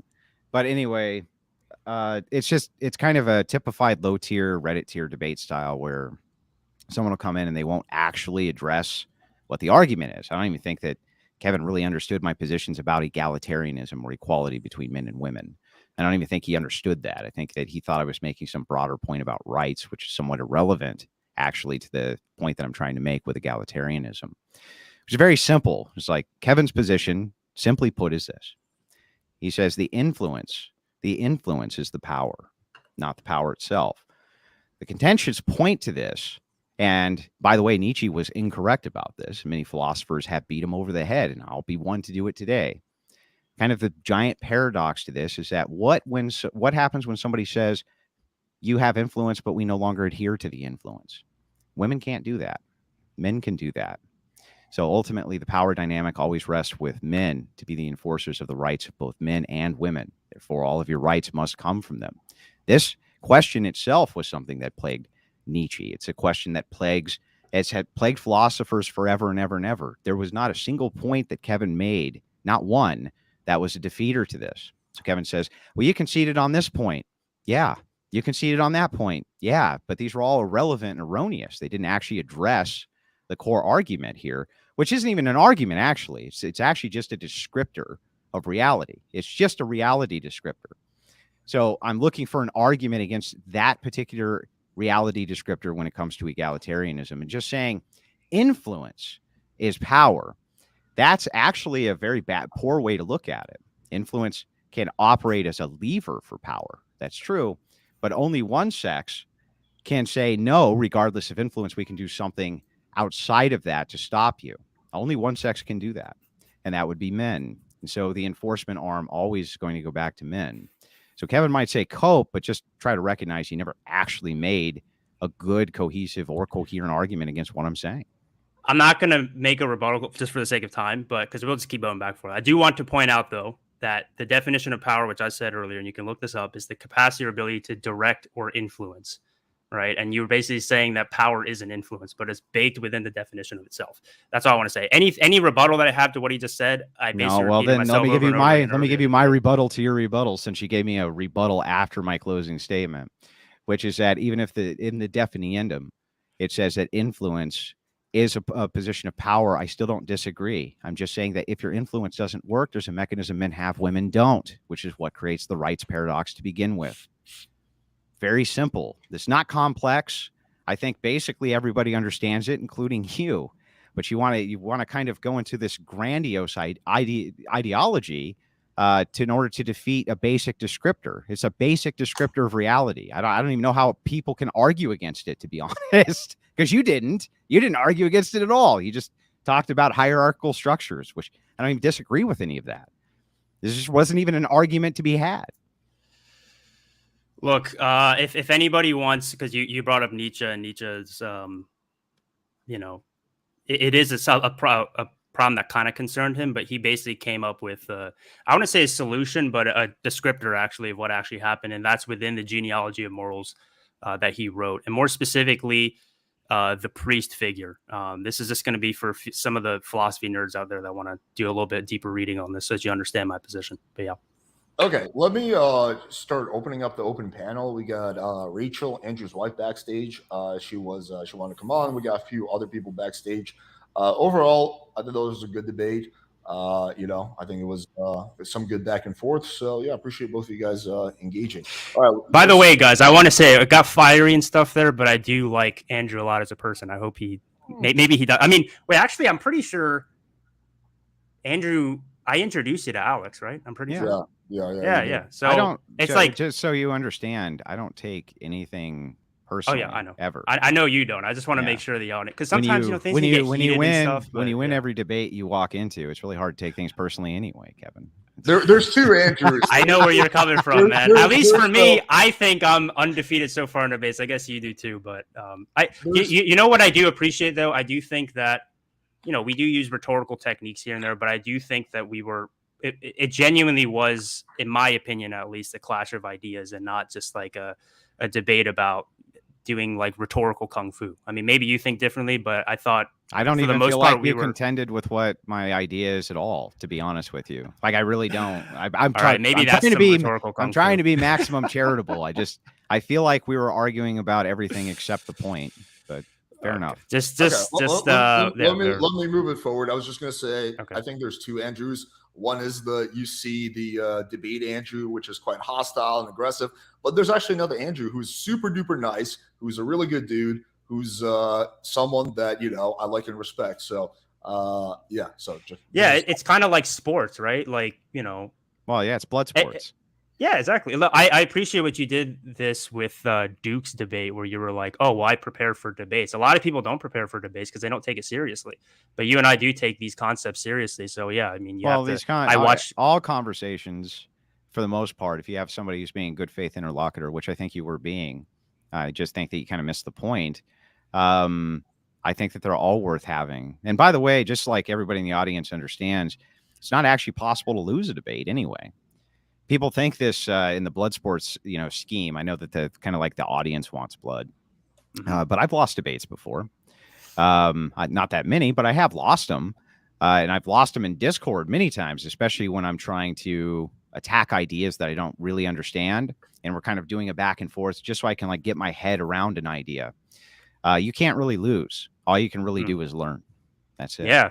That's a great perspective. And also, I've been away from YouTube for a while. The reason that I came back actually is because I'm writing a book exactly on masculinity and femininity. So I wanted to actually bounce some of these ideas and concepts to somebody I respect intellectually. So it was good. I agree. It was a good learning experience. Cool. So let me move forward. Let me bring on Rachel. This is a question that kept popping up by this guy, Andrew. So if you don't mind answering that real quick, and then we'll hear from Rachel. Women with blacks and see how he reacts to that. Yeah. So just to answer that, I've actually answered that in debates before. That men are, of course, the ones who give rights to men, and men are the ones who take rights away from men. So you can interject whatever racial demographics that you want that become political issues, and you're going to end up with the exact same thing over and over and over again. You could assume that the same thing could logically happen in reverse. Let's assume that these were interchanged the opposite direction. Of course that could happen, and it has happened. You know what I mean? There was an entire Muslim slave trade that was specifically tailored just to whites, And I mean, eventually whites did something about that, or what you'd say, Western Europeans did something about that. But yeah, men always give men rights and take men's rights away.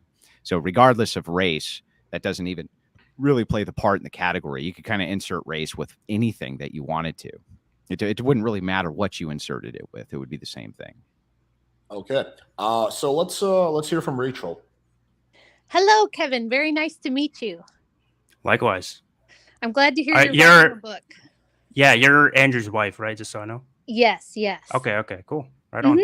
I'm glad to hear you're writing a book. I also wrote a book on the history of feminism and kind of where the ideology comes from. It's kind of my jam. So I wanted to ask if you were aware that there was actually a higher membership in anti-suffrage group among women than pro-suffrage groups among women.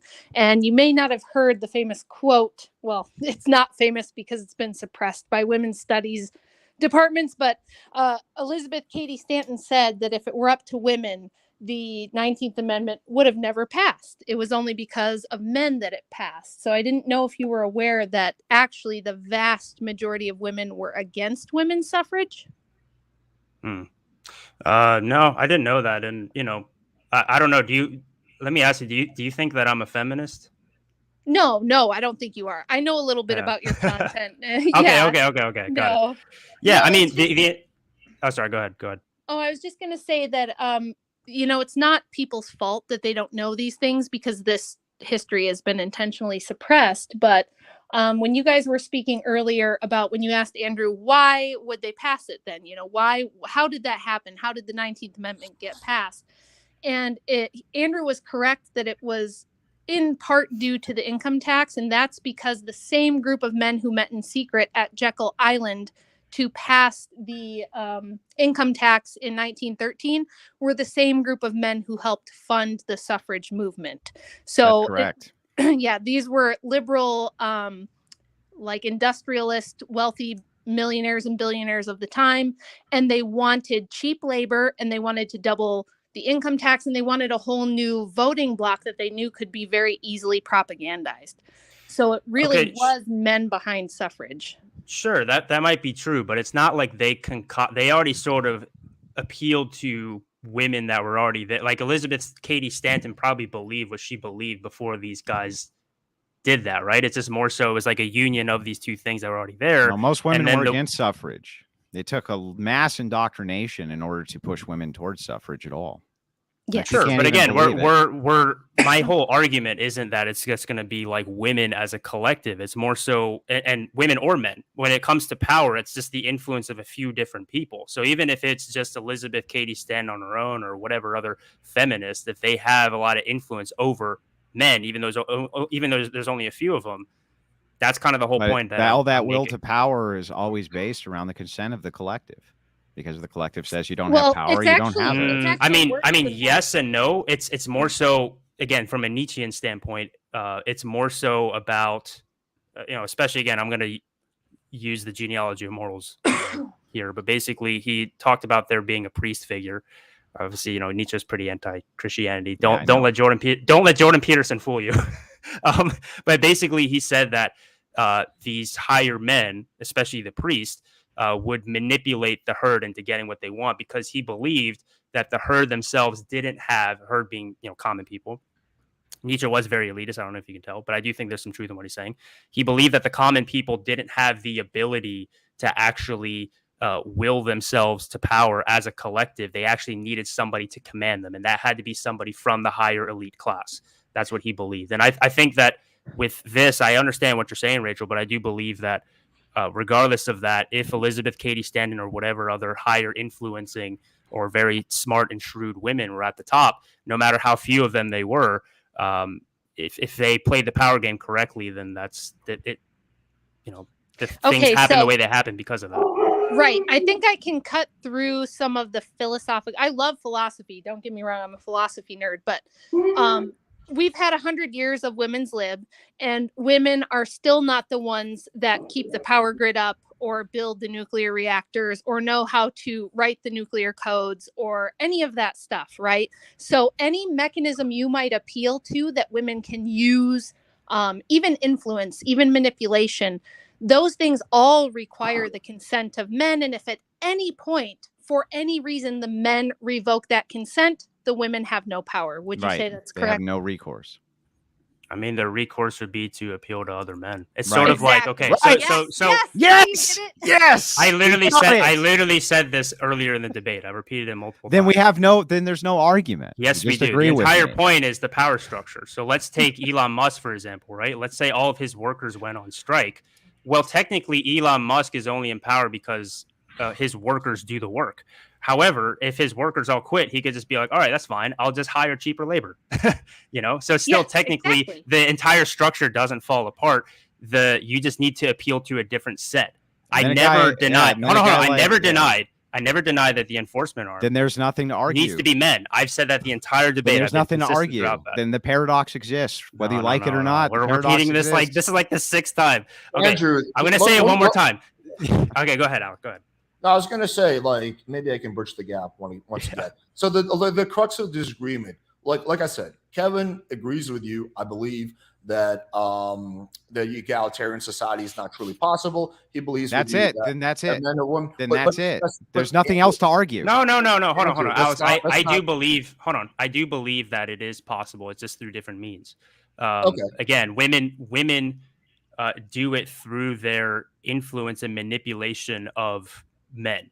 It's not possible because they'll never have the ultimate recourse. Wait, let me just finish my statement. So I think the crux from what I heard from Kevin was the fact that he's like, hey, listen, actually, I don't think it's the people who are enforcing the rights, right, in the enforcement arts who have the majority of the power. They have some of the power, but I believe the people who hold most of the power are the people at the top, and that can be women. And therefore, because of that, your whole argument that women's rights come from men doesn't necessarily have to be true in a lot of situations. Did I sum it up pretty well, Kevin? Yes, you did. The Okay. problem Okay, is with maybe- the ultimate. The problem I is have with one the more ultimate question. recourse, though. That's the problem. Yeah. That's I why have it's another paradoxical. question. So I don't know if you guys know, but in Bolshevik Russia in 1918, they made abortion not only legal but paid for by the state. The Bolsheviks were very left-wing socialist, very social justice-y, right? And then when Stalin came to power 10 years later, at that point, the Soviet Union had 3 abortions for every 1 live birth. And Stalin knew this was a death sentence for the USSR. They were going to be overtaken by their enemies. So he took that right away. He made abortion illegal so that they could raise the birth rate and hopefully survive. Wouldn't you say that's a historical example of women being given a right and then a strong man taking it away? Yeah, because he's at the top of the hierarchy. It'd be a Yes. different argument. I mean, it would support that supports my argument. My entire argument is that people at the top of the hierarchy make decisions that influence the collective, both men and women.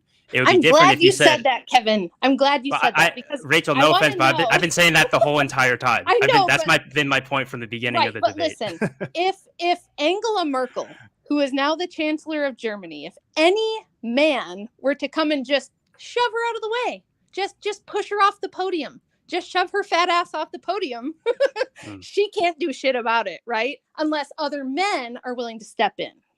Yeah, So which she commands, right? That's she the entire can- point that I'm saying. I mean, you could Well- easily supplant. Hold on. You could easily supplant Angela Merkel with let's Wait, say yeah, Napoleon she's again. not the Historically, he's chancellor. not actually. Wait, guys, she's not the Chancellor of Germany right now. It's some Olaf dude. Oh, is it? Oh, Oh, it doesn't. It I doesn't haven't matter. I mean, seen the it. whole. Yeah, it doesn't matter. Just want to clarify. It doesn't matter. My entire point is like, okay, well, Alex, fact check.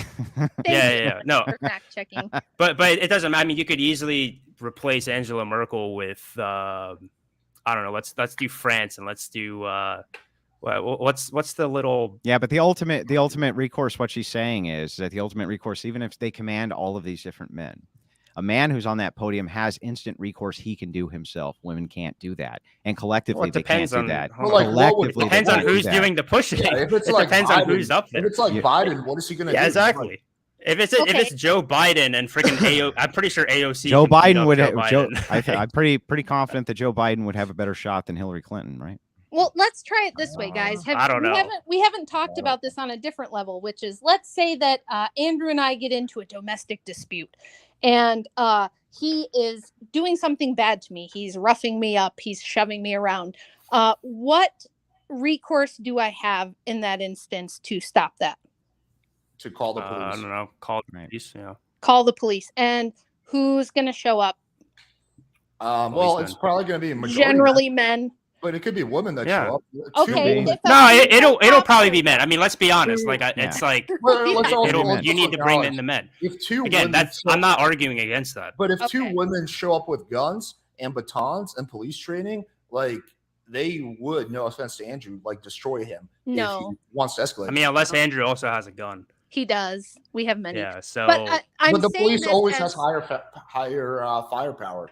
So this No, is they something don't I always don't have think firepower. You It's guys don't ridiculous. think about this. So I'm a firearms instructor myself. I teach women to shoot. And in Alex's chat, there's all these men going, but women have guns and women can use the guns. It's like, no, women, first of all, the guns are built by men. They're designed by men. The bullets are manufactured by men. Most women can't load a magazine manually on their own with no help.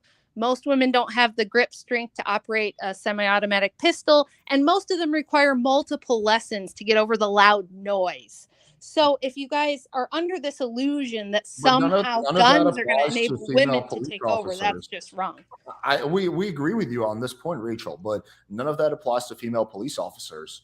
They Yeah. clearly can shoot a It gun. does. Yeah, Have well, you it seen does all the because videos of- they're hang on. Female police officers are far more likely to be overpowered by suspect than male Oh, police yeah. officers, I and it agree, yeah. happens No, this way is more true. consistently. By the way, in that way, in fact, there's certain beats females aren't even allowed to take because No, the look, chances that they'll get overpowered are extremely high. So, like, there's no arguing this. What Kevin's overarching point is, he's like, what he's saying is true.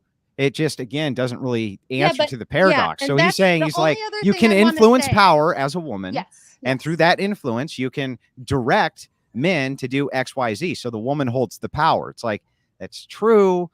But to a if point. if It's the only true to people, a but point. if the Yeah. men say collectively no, then that's then it. they're fucked. Then they're Yeah. fucked. Women have no recourse to go to other women to do anything about that. Right. They can think- only appeal to the men. And so Yeah, ultimately, right. men are the ones who hold the power and dominance in society and And- always will. And, so and they one more can't be time, just egalitarianism. just one more time, my simple sort of rebuttal to, I guess I just want to repeat it again, Mhm. is that yeah, basically just doesn't like really matter. It's like, okay, whoever's at the top of the hierarchy, that's what matters at the end of the Well, day. then Yeah, let me ask you. but Let me just wait, ask you wait, this. Hang on, Andrew, hang on. just I let got me- one question. Just one. Hang on. I'm Just want to trying ask get you off. this: do you think that we will ever have an egalitarian society, Kevin? True egalitarianism between men and women? No, I want to give you a really technical answer, but it's truly what I believe. There's never going to like power is like a scale, right? There's never going to be true equilibrium. So it's possible it could tip to the feminine side a little bit more than masculine side. In my opinion, that's actually what, and this is actually a common red pill belief, and I actually agree with this, that it actually is tipped way more toward the feminine right now than the masculine, right? So I think women have, more rights and freedoms now in general than men do in the West. But it Yeah, could I would easily agree. tip back one day. Yeah. Yeah, I would agree with that. And the only other thing I wanted to say is that influence is not something we can just dismiss and throw out. You're right about that. But influence still requires consent, right? The men still have to, on some No. level, consent. Yeah, because even if you're being influenced, you can at any moment go, wait a minute, this person is manipulating me. This person is unduly influencing me. And if No, the no. person realizes that, they can turn it around.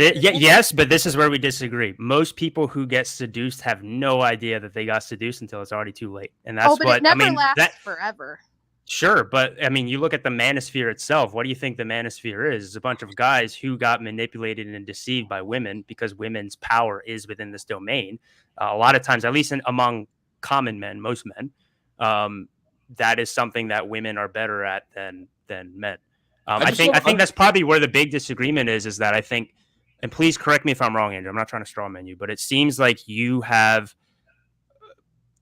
you seem to think that being influenced is more of a choice, and I think it's less of a choice. And I think that's sort of no. where... In fact, I would agree that, like with advertisers, especially in the 20th century, that you're being influenced all the time subconsciously, and you don't even know that you're being influenced subconsciously. So no, that wouldn't be a choice. None of that, though, contends with the paradox, which is my point over and over and over again. which is that It does. if you look at this paradigm and you try to just understand it from the standpoint of egalitarianism, can men and women ever truly be equal? The answer definitively must be no. Okay. So wait, this is really important. I'm glad we got to this point because I think it does answer the paradox, because you say, okay, well, if men collectively say, oh, women don't have rights anymore, then they don't have rights, right? That's right. That presupposes the idea that they understand that they're being manipulated and used by people at the top.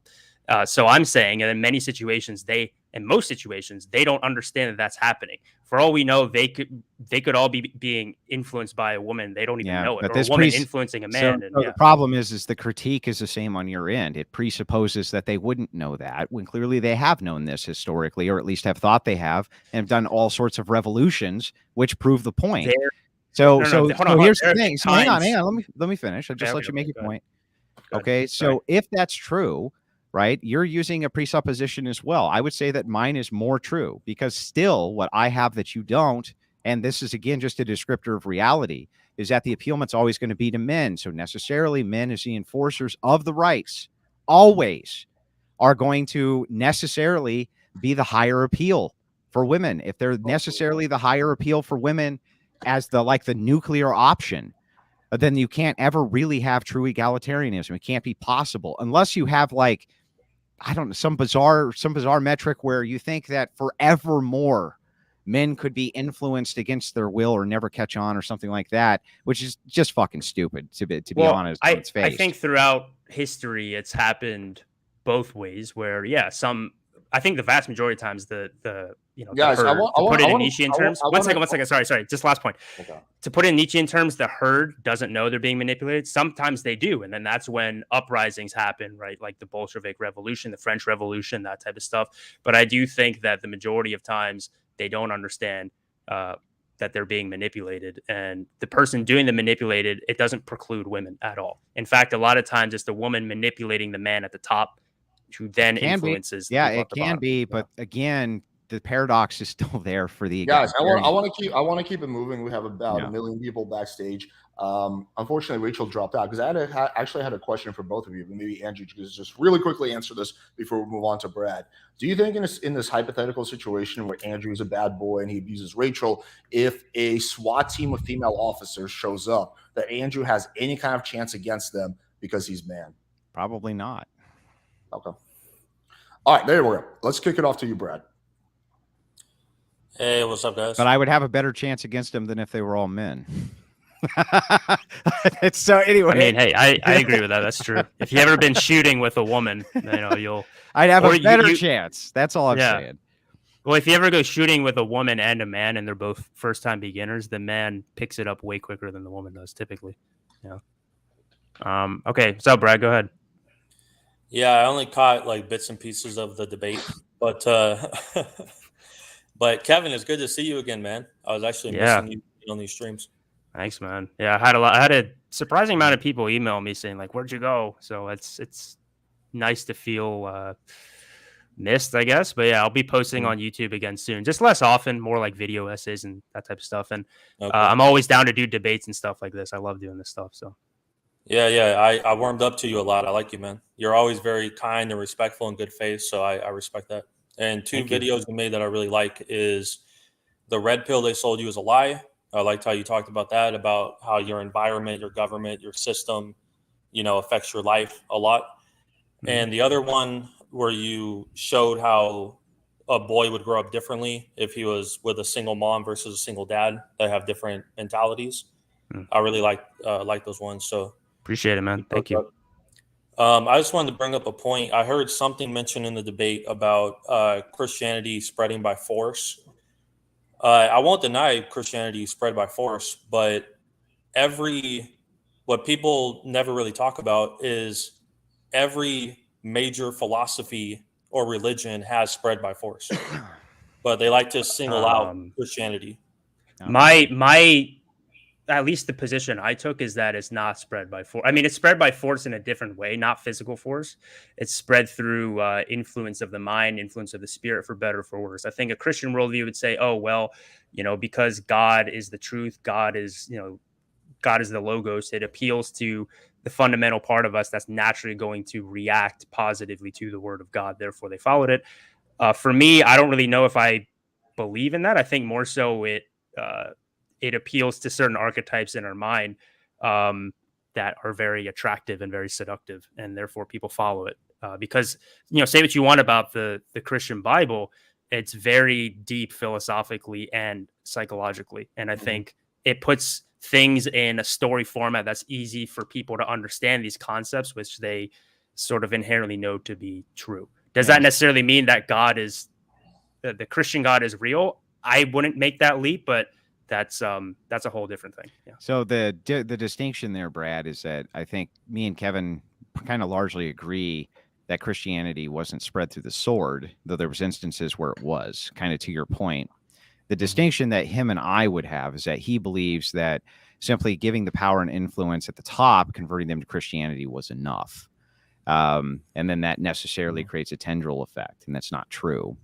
My position instead is the differential is that the enforcing Christian morality, that's what is necessary for the Christian ethics and morals to actually succeed. And that's what we've seen historically. So it always comes down to force and power of enforcement. And this is kind of a fundamental baseline for existence itself, is that everything comes down to who the fuck can enforce it. At least as kind of an ultimate. Now, Christianity, of course, preaches restraint against that, and we don't consider that to be moral. But whether it's moral or not, it seems to be that there is a truth to the fact that whether you're a moral or immoral person, you can be forced, regardless of that, to whatever the aims and machinations of others are, as long as they have control of the arm of men. Yeah, I believe it was spread both ways by the sword to an extent. But I was not saying that in any kind of anti-Christian way. I was simply making the point that people love to single out Christianity, act as if Christianity was spread by the sword, but every other major philosophy or religion was spread just by, billboards and pamphlets and things like this. And it's ridiculous. And I can actually tell you. Oh, sorry. Go ahead. Sorry. No, I can actually tell you in Scandinavia, a lot of people think of Scandinavia as this like progressive paradise and it's so tolerant and it's so blah, blah, blah, blah, blah. But there's actually a lot of Muslim refugees from countries like Syria that go to Scandinavia. And this doesn't get talked about very much, but in progressive Scandinavia, homeschooling your children is illegal. You have to put them into the public school, which I believe is a mind control method. But you have to put them in the public school. So when these little Muslim kids go to the public school and they disagree with some of the things that are being taught because it goes against Islam, some of the ideologies that are being taught, the Scandinavian social services actually show up to the house and take the children away. Because if the Muslim parents teach their Muslim children that patriarchy is good, they consider that child abuse. If they teach them that the man should be the leader in the relationship, should run the household, they consider that child abuse. So here you have a lot of people think of Scandinavia as so peaceful and tolerant, and we should be more like Scandinavia, but they are literally breaking up families and stealing children from parents over differences in beliefs and ideology. Yeah, just to quickly clarify, so not all Scandinavian countries are the same. Finland, which is the country I visited, only 1% of their population is migrants, and that includes all migrants. So some of the Scandinavian countries are pretty picky about who they accept. But yeah, Sweden, there's a lot of Muslims there. Yeah, that's a fair point. This is Sweden specifically. I should have been more specific. You're good. Yeah. And then something, I guess, a little more relevant to the debate. I believe every woman would be happier under a patriarchy. But I've noticed the women who are like most against the patriarchy, they've usually been abused by a man or they've been very hurt by a man. And it's very sad, but it doesn't make their position any more correct. I don't have a stance either way. That might be a surprise to most of you. I'm trying to, and I think Andrew would agree to this. The debate we were kind of having was more so like about descriptions rather than prescriptions of what ought to be, right? So we were kind of arguing a bit more about like what is the fundamental nature of Yeah, the we're just talking differences about between men and women what and is, stuff, not yeah. what ought be. Correct. Exactly. Mm. Yeah. Yeah. So Well, I mean, don't really have. I honestly don't know if a patriarchy would be better or worse. I haven't thought of it But too I much, to mean, be honest. it would have to be better though, right? Because I mean, the patriarchal system's always going to be in existence. There's not much choice there. Yeah, I've I mean, just noticed. my position on this has always been like, I want equal opportunity, but I don't care about equal outcomes, right? And that's where I think feminism overreaches. So, and equal opportunities exist in America largely. So, I has the same yeah. chance of getting a job as a man. A woman has the same chance of getting college. Sometimes, actually, she might have an advantage, right? But yeah, equal outcomes is like just, I think, way too insane. So, as long as women are able to do what they want to do, I just believe in freedom. But egalitarianism really isn't the push necessarily for an equal outcome. But I'm not an egalitarian, though. That's the thing. Yeah, right. But I'm just saying that's what me and Kevin are kind of squabbling over. We're squabbling over this kind of micro. In truth, it's a micro. Like, so to give you an understanding, I think we probably agree like 99.7% of probably every descriptor on planet Earth. Okay, there's probably not that many descriptors. Probably like 80%. Okay, there's probably not that many descriptors. Whatever it is. Yeah, okay. Yeah. We probably agree a lot more than we disagree on descriptors for how the planet operates.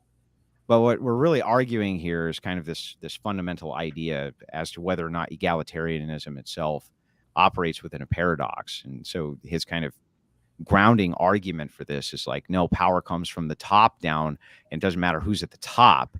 Their influence necessarily is going to have and achieve control of whatever this enforcement arm is. But kind of the counter to this, which he has an answer to, is the recourse of outcome, which is like, what if the enforcement arm says no? Then your power was only an illusion, and only men can be the enforcement of that, and women cannot be. So only one can break the illusion. The other one just has to kind of take it. And so all I'm saying is that when it comes to egalitarianism, meaning complete equality between men and women, that it's an illusion. It can't actually be done. That's my point. I want to ask Andrew just a really quick question. Are you familiar with Game of Thrones at all? Is this something you follow at all, or not really? Dude, it's so funny. I was gonna bring up Game of Thrones as part of my argument. I've seen a couple of seasons of it. Yeah. Okay, there's like a famous riddle in Game of Thrones, right? And basically it goes like this: there is a king, there is a priest, and there's a really rich guy, all standing in the room. And then there's also a swordsman right to the side. He's the one that has a sword. They all say, kill the other person. Who's the one that has the power? Who's the one that's going to die? And the ultimate solution to that, well, power is basically a shadow on the wall. It's an illusion, right? It just depends on who the swordman thinks is in charge, right? So it's basically a mind trick. But in this case, the swordsman is a man. Okay, sure. It could be a woman. It could be a swordswoman. Look, it could be a swordswoman with the rest of them being unarmed. But the reason it's equated as swordsman is because he's going to be the enforcer of the power, right? That's the whole point. Andrew, we agree on that, though. We agree on that, right? But I mean, we don't if you can't kind of walk it through to its conclusion, right? You got to walk it all the way to its conclusion, which can't just be based around. Andrew, if it's Queen Cersei and the swordsman thinks she has the power, then she's the one that's actually pushing the buttons. It's not fucking Gregor Clegane that has the power in Game of Thrones. It's Queen Cersei, right? Because that's who everyone believes is in charge. So Queen Cersei and Daenerys are the most like the strongest, most powerful characters in Game of Thrones. It's not the physically strongest. Okay. So here's let me try it this way. Let's go into Game of Thrones and Queen Cersei, or whatever the fuck this chick's name is. Cersei, say it right. Assume that all the women in the kingdom decide that she shouldn't be the queen anymore. And the men say, no, we still recognize her as the queen. Do you think she's still going to be the queen, or do you think that the women are going to be able to overthrow her, Alex? No, generally not. Generally not. Right. That's the paradox, the true paradox of power. That's the whole point. I do think that they would be able to, from the standpoint. I just think these. You think they'd be able to if they influenced enough men? Exactly. That's what you're saying, which is not a point of disagreement. Exactly. I never but I think you're discounting. I think you're discounting. Hold on. I think you're discounting how much power there actually is there, the amount, because that's a very big thing, right? There's as If women much have the power to as do that. men allow them to have. That's how much there is. It's a necessary entailment. It's a necessary entailment. Allow them to have, but they might not even be aware that they're giving them. They might think, "Oh, I'm being nice to my woman, or whatever." But like, we know how women are. Women They're still allowing them to have it, even if they don't understand the machinations. They're still allowing it. So the thing is, it's always as much as men will allow women to have power. That's it. Allowing it insofar as being manipulated. So it's like, oh, well, if I manipulate somebody and brainwash and gaslight them, then and then they start giving me permission to do stuff because of it. It's like, sure, right. So actually, I'm the one in power, not them. Right. So, but you allowed them to have the power. That society in Game of Thrones is like super misogynistic and patriarchal. None of them want Queen Cersei to have power. None of the High Lords feel comfortable with that. There's a lot of like, I don't know if you've read the books, but did she keep power? She's a woman. Did she keep power? She's able to keep power, but not because the men want her to stay in power. Did she keep it? Did she keep it ultimately? Until the end of season. Yeah, and did a man end up getting the power? A woman took it from her. Yeah, who ended up being like the king at the end of Game of Thrones, the king of the world or whatever? A crippled dude. Yeah, it was a crippled dude. Who actually has very little physical power because he's a yeah, exactly. But the crippled dude has influence because he can psychologically look into people's minds. Well, that ending was bullshit anyway. So yeah. Well, hold on. I mean, look, this is again. I guess Andrew doesn't disagree with this. I don't know, but what I was going to bring up initially, actually, with Game of Thrones is and granted, I've only watched the show. I haven't read the books. So I'm not a true fan. I apologize. But the Starks versus the Lannisters, right? Robb Stark, more specifically. Robb Stark, I'm pretty sure, Alice, correct me if I'm wrong. I think he won every single battle, right? Yeah. And yet he still lost to the Lannisters because the Lannisters they're known for being very clever. So it's almost like Game of Thrones itself is all about power, right? And so that one of the things that's displayed within that is that, okay, we have this idea that power is, whoever's the most powerful army. When in the matter of fact, the least powerful army lost because the Lannisters were able to manipulate a situation where they allied themselves with the Freys. They invited the higher ups of the Starks to the Red Wedding, and then they killed all of them. Kevin, right? Well, Lannisters are not the least powerful army, but I see your point. Yes, but they lost every time to the Starks. Right. But they still ended up winning the war, even though they lost every battle. Who gives a shit? Exactly. Like, no, but this is it kind of proves my point that it's like on my channel. This fictional movie kind of fictional show proves your point, does it, Kevin? Yeah. Oh. Well, it's inspired by true events. First of all, it's inspired by the War of the Roses. It is. Yeah. It's inspired by the War of the Roses. If you want to insult me, if you want to insult my epics, that's fine. But don't you ever insult Game of Thrones on my channel. Game of Thrones blows. This is the last collab we're gonna do. I mean, the TV show the last like 2 seasons. You're correct in that, but as a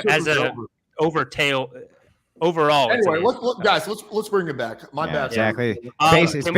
Hey, you know what? Child's Play was based on a true story too. So just letting you know, Kevin. Child's Play was also based on it. I'm serious. So was Annabelle. Annabelle was based on a true story. I know Annabelle, but yes, I have to bring it back. We have a lot of guests to get through, and I want to 20 minutes. Brad, do you have any other last points you want to make before we move on? My last point would just be, like I said, I've noticed a trend where usually if a woman has had all good experiences with men or mostly good experiences and she loves her father and close to her father and she hasn't been abused and she's had that romance and affection, usually she doesn't really have any issue with like being submissive or the patriarchy or anything like that. But usually if a woman's been very abused or had bad experiences, usually she goes hardcore into the feminism and usually is not very happy. So that's sad. But yeah, that's what it is. So anyway, good debate, guys, and have a good night. Thanks for coming on, Alice. I think I could probably stay on for another 30 minutes or so. I said the 2-hour cutoff because usually my brain will be fried by now. But I do personally want to wrap up in like 20 minutes. But yeah. Yeah. Okay. All right. Thank you. Good. Appreciate you. All right. So next person I got is Fury Notes. By the way, Brad, I didn't mean to cut off all you were saying. We got Fury Notes. Fury Notes. Let's keep it quick. Let's keep it 5-10 minutes. I want to keep it pretty quick. We got at least 10 people backstage. Okay. Whatnot. Okay. All right. So, look, the first programmer was a woman. So I think there's with this debate, there is a lack of perspective here. It's a bit of a bubble. Just what I see here, it's just people are just mostly agreeing to. So mostly because I was thinking before the debate, oh, wait a minute, wouldn't they agree with each other? I mean, they both hate John Anthony, so it's not much to go on. Wait. So, all right. So, where did that come from? Hey, it's relevant. But my point is, I don't hate John Anthony. I just think he's a very underdeveloped person, and he's, I mean, a degenerate trans humping piece of shit. He's a degenerate trans humping piece of shit. Can we not get into John Anthony on my channel? Right. I don't want to. I'm sorry that Andrew got to debate him before you, Kevin. Well, but okay, John Anthony's scared of me. But anyway, dude, just yeah, it seems so. All right, so look, I mean, you said you always want your debates, right, Kevin? So I noticed that when we debated, you really tried hard to strong arm me, and I mean, I did hold back quite a bit, and I wonder what your thoughts are on that. If you do remember, you destroyed me so hard intellectually that I just couldn't handle it. And I'm still in denial to this day. I find it hard to believe though, because it seems like you're just mocking me, you're giving me that. But it does seem like he's just mocking you. I agree. It does look like that, but it does seem like the problem is it is true, unfortunately. I won every debate. He's mocking you, by the way.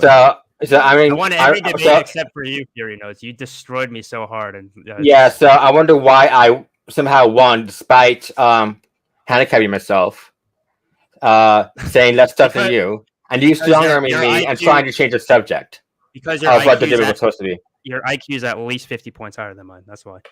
That's the only reason I can. Kevin, I just want the truth. I don't want this stuff here. Just Kevin, he is asking a fair question. I mean, I think, yeah. And to be honest, what's the question? He's just going to be like, dude, Kevin, remember the time where I fucking bodied you intellectually? No, but that's all he's saying. Okay, but I'm just wondering why you if I won, and you didn't, how come you didn't get influenced by that? Because it seems like you weren't, and you're just and it's really just disappointing for me, because a lot of your your whole incel superhero thing is just so wrong with Kevin with Nietzsche thing. Wait, Fury, do you have anything you want to say about this topic, or? Well, he did try to strong arm me, and I mean, it's this debate here. It's just two people mostly agreeing with each other, and it's kind of just to yell at each other for fun. Fury, how long? I don't remember how long ago this happened, but about 6 months do you remember ago. that because Erudite was the moderator, right? She had to help you throughout the debate. Well, yeah, that's the funny thing. And then we had to bring on. And then we had to bring on 9 people to come help you after. It's just yeah, but if you want, dude, if it helps you sleep at night, you absolutely bodied me in that debate. Okay. Well, the thing is, it doesn't help you sleep at night because it seems like. Dude. Can we talk about something that's related to this topic, please? Otherwise, the point is, you're stronger than me. So I'm denying the fact. No. Fury, I do want to talk about the actual topic at hand. Do you have anything you want to comment? So I had to ask Kevin quick. Who was the first? Which gender was the first programmer? According to you, it was a woman. So if it was according to me, why do you not believe that? I never said I didn't believe it, man. What are you talking? When did I ever say that? I mean, it says according to me. Hold on, guys. I'm not. I mean, it might be pushing too hard, maybe. Hold on, Alex. I'm not meaning this in a Fury. I don't have contempt for you. I promise I don't. No, my problem This is doesn't you really should make much ignore sense. me and Hold then on. you just pretend Wait, you're right all the Fury, time. let him finish. Just Fury. You asked him a question. you let him have a finish. personal demon against me that I don't even have Vendetta. towards you at all. Yeah, sure, a vendetta. Okay, so I'm sorry for whatever reason why you don't like me. Maybe I was a bit mean. Oh, no, hold on. I'll admit, maybe I was a bit mean to you in the past, and I apologize for that. Seriously. If Yeah, that's the thing, Don. That's you wonder why the Manosphere like rejected you. Wait, Fury, hang on. You stop. You gotta let him finish. You asked him a question. Yeah. Let's let him finish the question. But look, Fury, this isn't the time to do this. Like we want to have people come on. It's and never have a good time. discussion about this thing. It's never a good time.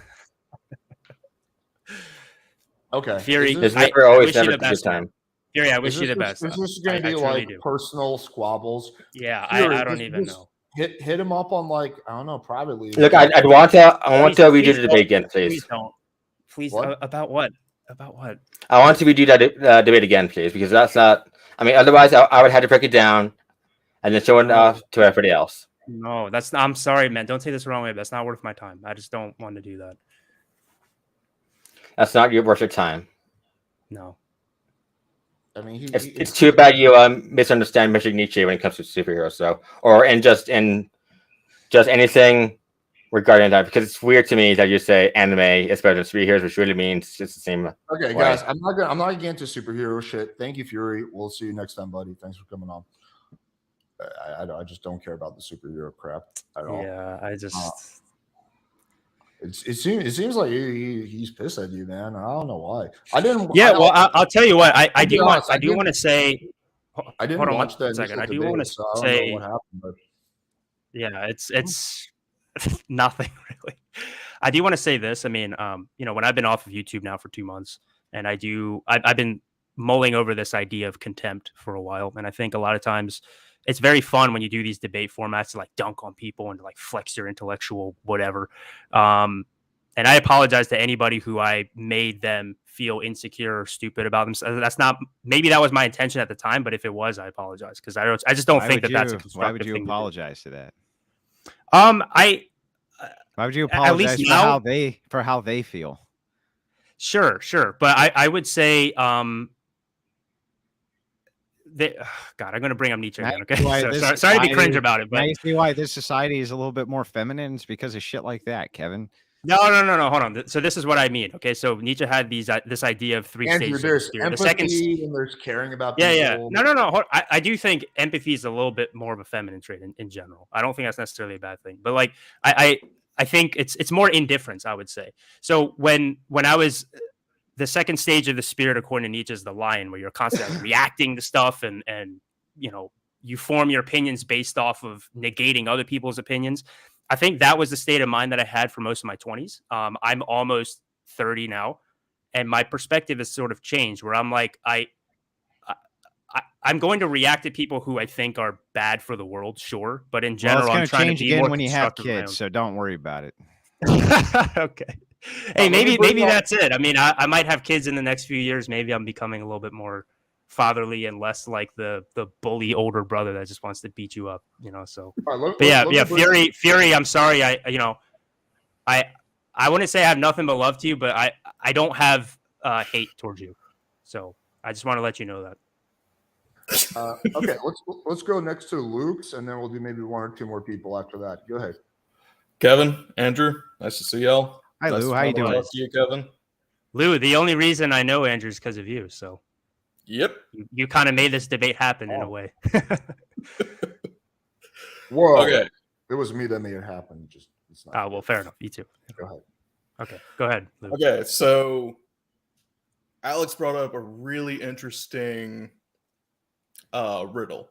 I would like to bring up another really interesting riddle. The riddle of steel. So, both of y'all familiar with it? No, I'm not. No. Conan the Barbarian. I know Conan the Barbarian, but I don't know the riddle of steel. I've never heard the riddle. Maybe you can explain that. Oh God, I haven't seen the movie. Granted, I know Arnold's in it. I can tell you what's best in life, according to Conan. Wait. You're a fan of Nietzsche and you haven't seen Conan the Barbarian? No, I haven't read Berserk either. I'm getting into it, my but God, apparently dude. Berserk is like, filled with Nietzschean themes. Yeah.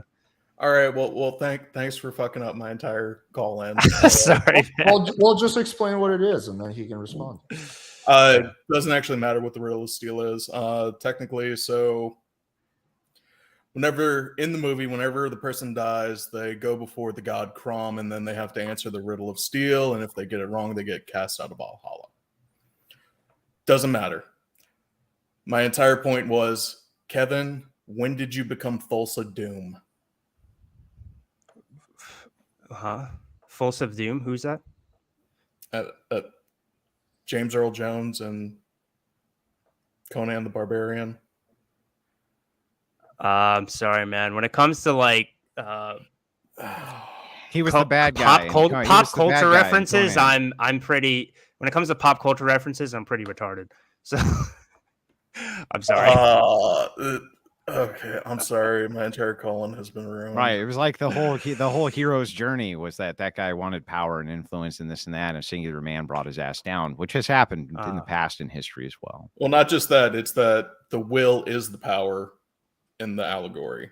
Right. Well, you know what? Thanks for bringing this up. I'm gonna look into it more. I mean, I love Arnold, so I don't know why I haven't watched it. Yeah, I know it's a just to only watch the first one. Different. Only watch the first one. The only cool thing that happened the second one was Arnold Schwarzenegger knocks out a horse that's running with his bare hands. That's kind of cool. But other than that, worthless movie. I'll drop a couple of links in the Discord for you. Okay, sounds good. Okay, Thanks, cool. man. Look, is that all you had? Yeah. Sorry, I didn't know this thing. Yeah. Next time, I'll read up on it. I apologize. All right, thanks, buddy. We'll see you later. Thanks, Lou. Sorry. Let me bring on Juan. He's been waiting. Hello. Juan, speak now, forever hold your peace. 3. Oh, I was about to say you didn't have to bring me on. That's my bad, dude. You're good. So what's up? It's okay. I didn't have really anything. So yeah, you didn't have maybe just I was just bringing up the point of when you talked about the women's rights thing, where they didn't want the right to vote. Often it's left out that was because they would come with the draft, and that's the main reason why they didn't want the right to vote. So that's often left out. That's really, I didn't even have to come on for that. Yeah, because they don't fight wars because they can't, because they die quickly and get raped and every other horrible thing and demoralize all the men, and it's a bad idea. It's a bad idea to have a coexistent battlefield military. I would agree with, for the most part, on that. I mean, it's hard to argue against that, but I think that should be brought up whenever, because everyone was like, "Oh, they didn't even want the right to vote." I mean, you can't leave that part out, you know. It's like, well, that's just one. I think it's one part of many parts, but yeah, I agree with you that was definitely an anti-suffragette talking point for sure. Yeah. Wow.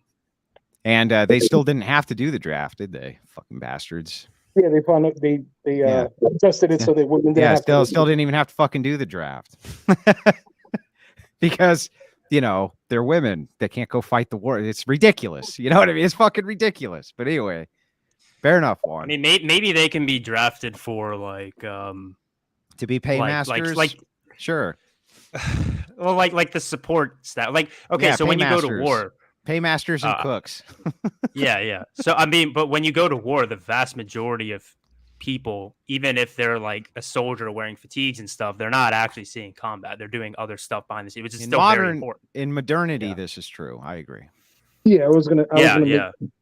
But even back in the day, it was the rigorism of the military lifestyle is not something that women adapt to easily when they're in the field. I mean, just try to imagine that you're in a trench, fighting against a male army, and then you have 100 women whose periods are all synced up in the trenches with you. That doesn't sound like a lot of fun, does it? Doesn't sound like it would be. That doesn't sound like the kind of army that I want in the trench with me, Kevin. Hey, I never said either which way about it. I'm indifferent. I haven't even thought about it, to be honest. Yes, we got to drop ammunition and tampons immediately, ladies. We got to drop ammunition and tampons. Yeah, so I want to move it forward. You have anything else you want to say, Juan? No, that was just the point. Also, like a lot of the war also done by like drones and shit. Like women can definitely handle shit like that, you know. Yeah, I mean, again, Well, that's not no, the main point of my argument, modern warfare, no matter what, you're always going to come down eventually to infantry, no matter what. It's like 2 professional militaries now who went to war, 2 nations who went to war. The destructive power is such that they would blow up so much so quickly that you would still end up with a bunch of infantry kind of micro battles all over the place. I mean, because the overwhelming amount of force, like you can't even imagine what just a regular battleship can do. A regular battleship can just lay waste to an entire coastline of a nation. One battleship. It's like the destructive power of warfare now is incredible. And we've never really seen it unleashed, and I don't want to see it unleashed, to be honest. Well, I mean, the Americans did it. The military is utilizing AI more and more to basically have the machines do it. There's also they're testing machines who are literally going to be soldiers, which are basically unkillable by regular bullets. So I agree with you at this point in time. You're right, but it's kind of transitioning to more and more hands-on.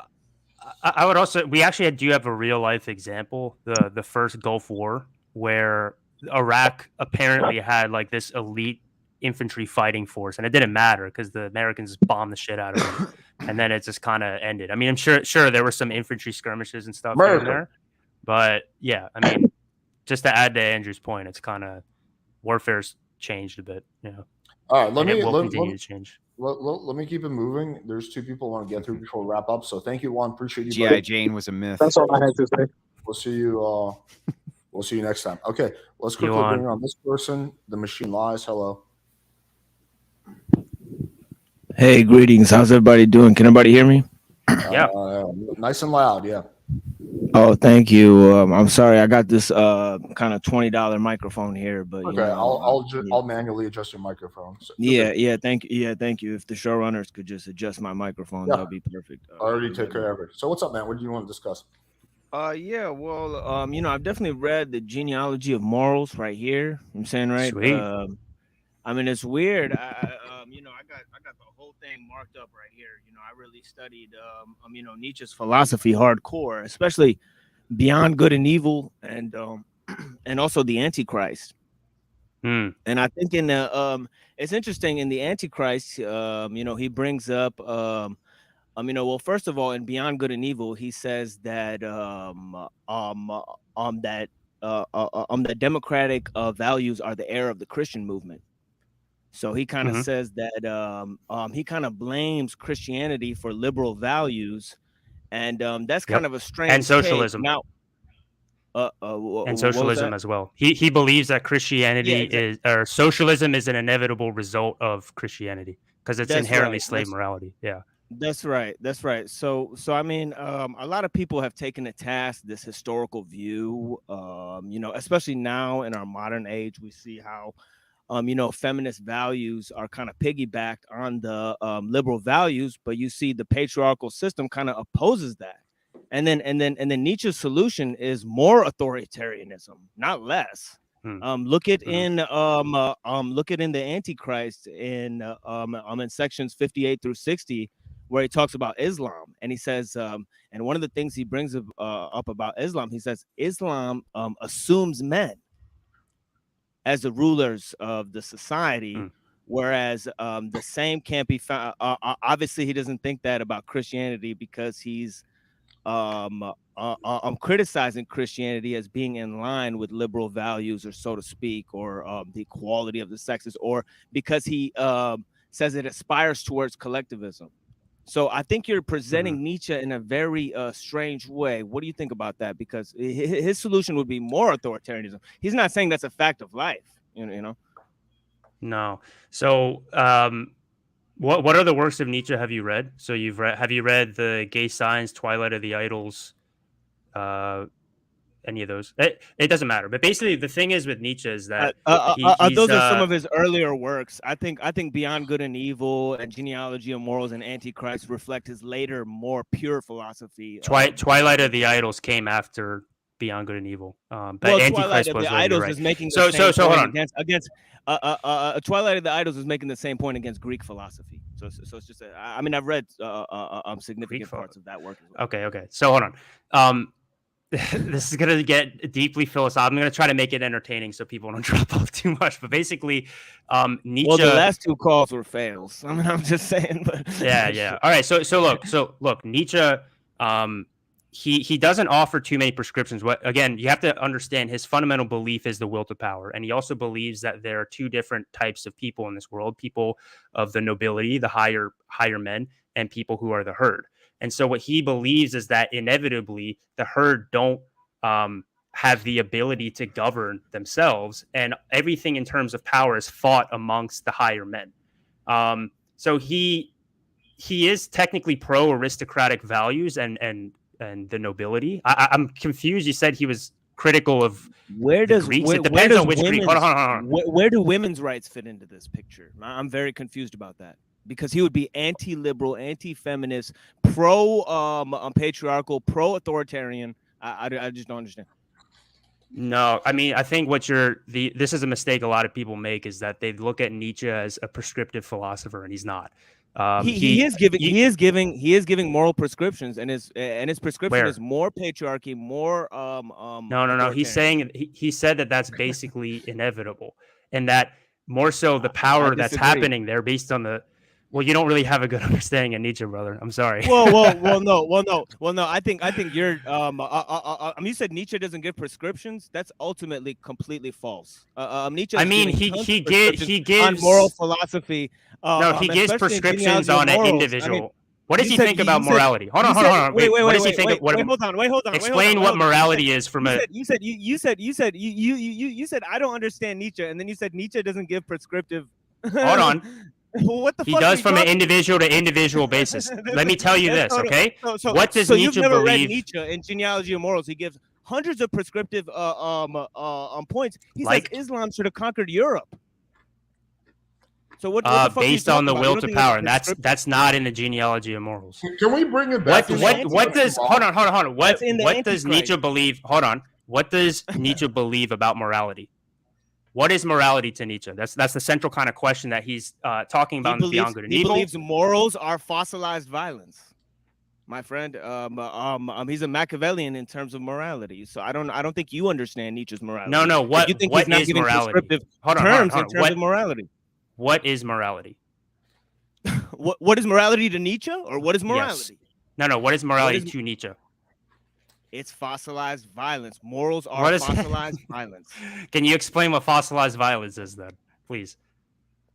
I think it makes a lot of sense. The way Nietzsche put it, I'm using his own terminology to present the case.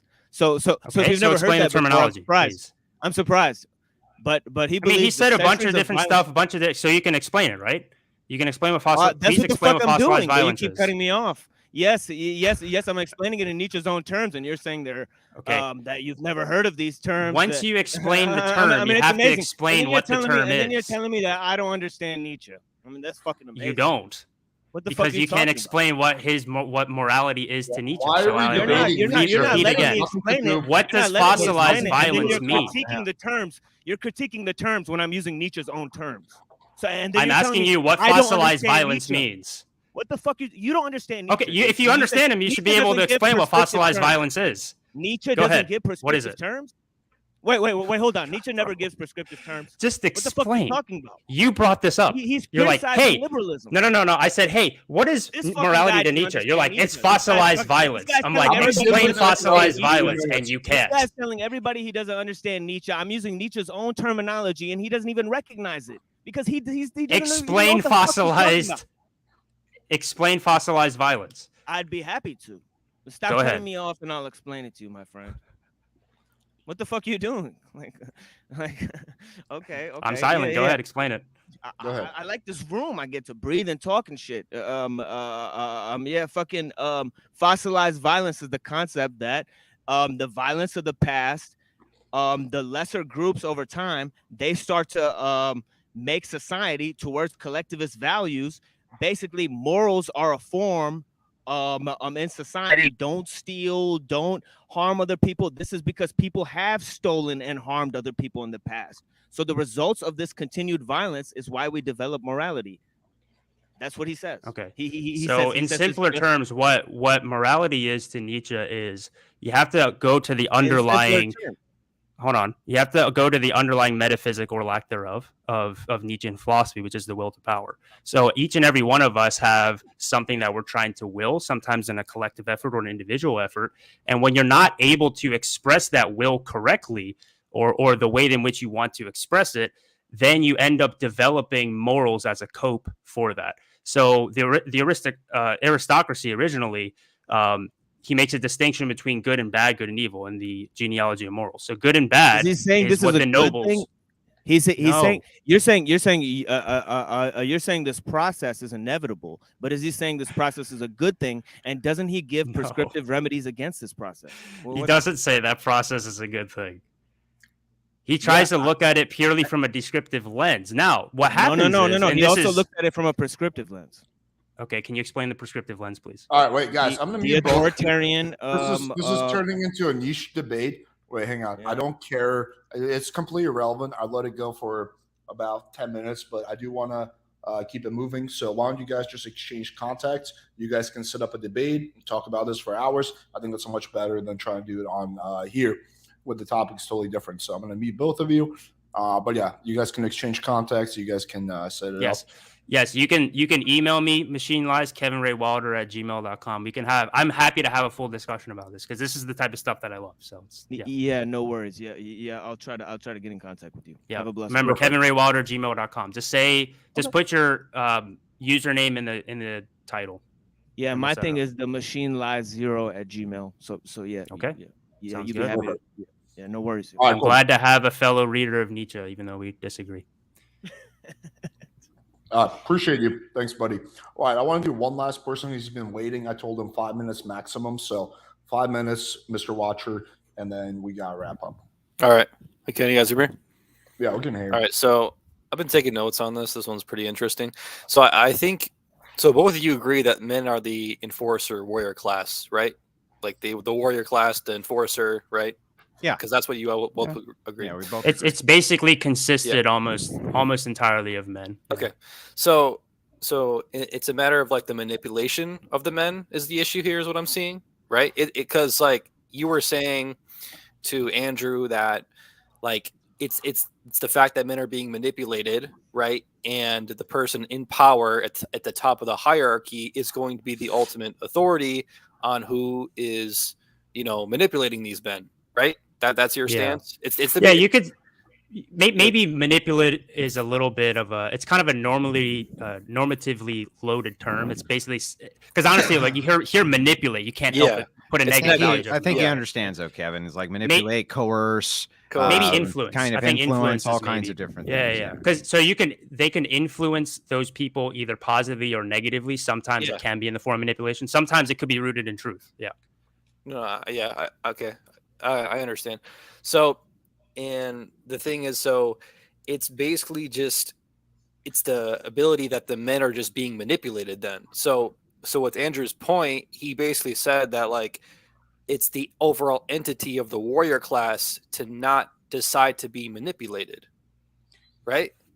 Because because if you understand female nature, right. And that's why I agree with you that that also, I'm sorry to get like sidetracked, but it's the matter of the time, right? So I would agree with you in modern day time where society is a gynocentric feminist hellscape and men are basically women worshipers, right? And I would agree with you right now, it's women are socially superior and gaslighting and manipulating men and coercing them. And, because men don't have many options. But in Andrew's case, in the the biblical times, men had that knowledge to not be manipulated by women. Well, even now, though, right? You would have to say that it's men who are allowing this to happen. The gynocentric society that women can't really enforce that external to men. So that's the whole problem. Like it's so funny to me this whole time. Like kind of Kevin's saying the whole red pill manosphere is trying to convince men that they don't have to be manipulated, that they don't have to be part of the gynocentric society, that they don't have to be a part of any of this, that anytime they want, they can put their foot down and women, the bitches basically have to behave, right? That bitch now has to behave because you know what she's up to. And it's like, that is uniquely only something that men can do as far as enforcement goes, where it's like, okay, absent manipulation, go ahead and enforce your rights. They can't. Only men can. Then again, you just kind of get back to this paradox over and over again. Yeah, I'm just thinking that I think from Kevin's point of view, he's more talking about it in modern times where men are being manipulated the most in history. Like that's a fact. Like as of right now in the gynocentric social order, like men are literal. Like I literally see like men will literally fight for their queens, and because all women are queens. Yeah. They'll worship their Yeah, queens. it's a simpocalypse. Yeah, I get it's it. a simpocalypse, and Yeah. I just think like simps are the problem because you guys said there would be two different factions. So what are you doing to cure the problem? You're telling simps stop being simps, and that the second you're not simps, the power of women goes away, right? However, let's assume hang on. But let's assume for a second that it was reversed and the women were all simps for men. They were all just simping for men. Okay. And they were like, wait a second, we don't have to simp for men. And men decided, yeah, the fuck you do, or else, right? They couldn't do anything about it. That's where this kind of grand paradox comes into place. You see what I'm saying? So the thing is that, you know, simpery, for lack of a better term, is inevitable. It's always going to be there. It's even among some of the best of us, but especially amongst like technically the lowest quality guys of us. And so that's always going to be the majority of men. Compared to the minority of men who aren't going to be simps. And I think women inherently understand this, and they will manipulate that to get what they want, for better or for worse. You know, again, it's sometimes it's a willing, it's a willing manipulation or willing influence. A lot of times the guys know what is going on and they still go with it anyway because they don't want to lose it or whatever. Sometimes they have no idea, you know. I just, to Watcher, to address your point directly. Yeah, but this all relies on the consent of men, regardless. Yeah, of understanding female nature. Like being manipulated. But again, like we talked about earlier in the debate, the consent of men sort of presupposes that they consciously know what's going on. A successful seduction. Presuppose that. Hold on. A successful seduction is when the target had no idea that they got seduced. That's not the presupposition. So I disagree with what you're saying it presupposes. So I think you're just straw manning me again and then arguing against your straw man again. No. That's not a presupposition that says that all men at all times must know that there are women who are manipulating them. That's not what the presupposition would be. The presupposition just presupposes that men are physically much stronger, much more dominant.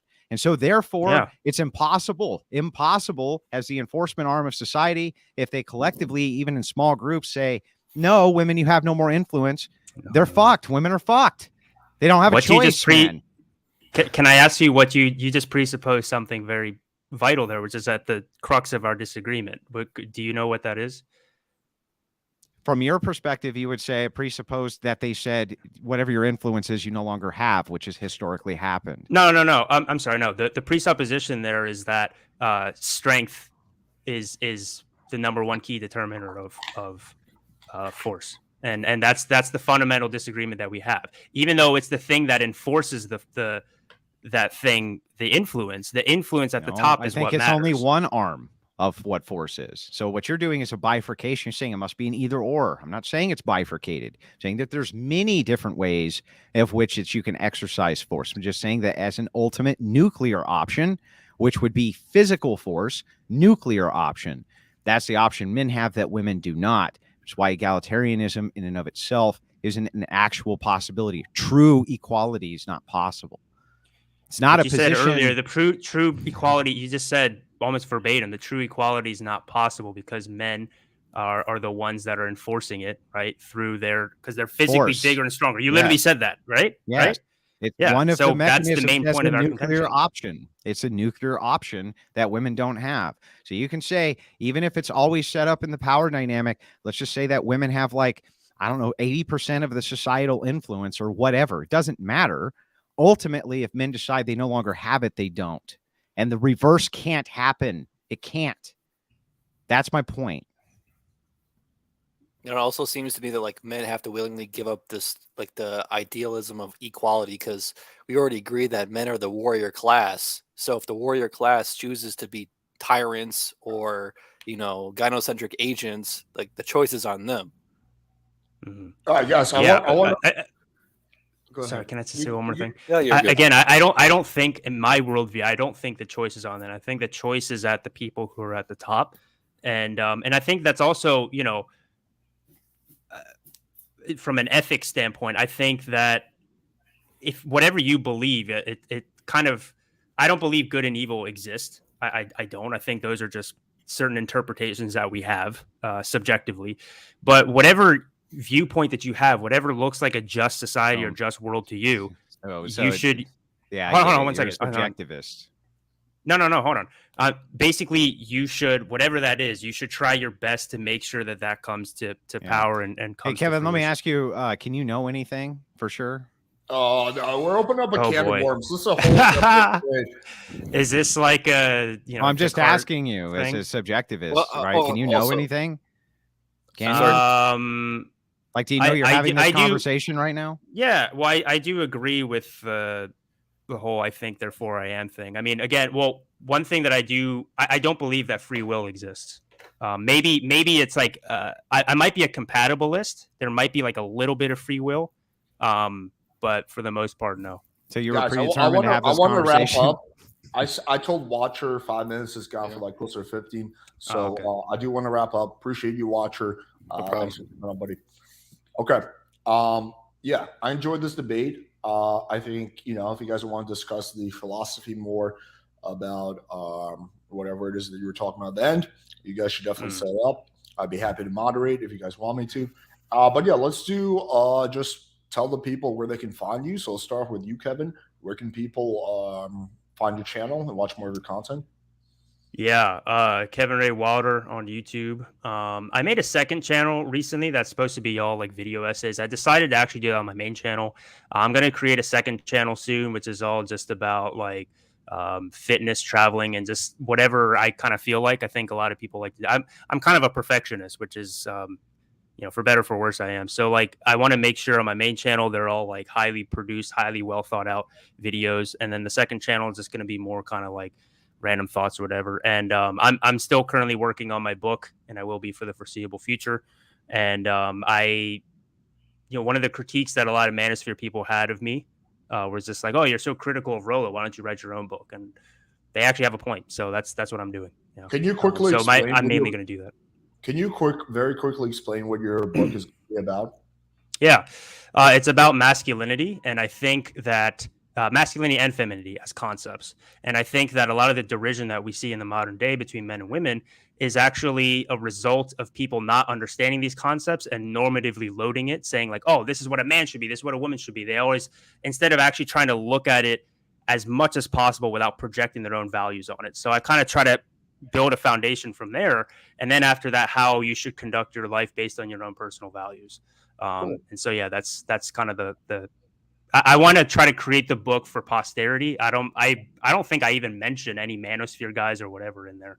I want to make sure that it's something that, you know, people, let's say like, you know, 10 years from now could find value from, regardless of whether they know people in the Manosphere or not. And I think regardless of whether you're secular, religious, I think the ethic with which you conduct yourself throughout the world will probably be very similar. So I think everybody can probably find value from it. Yeah.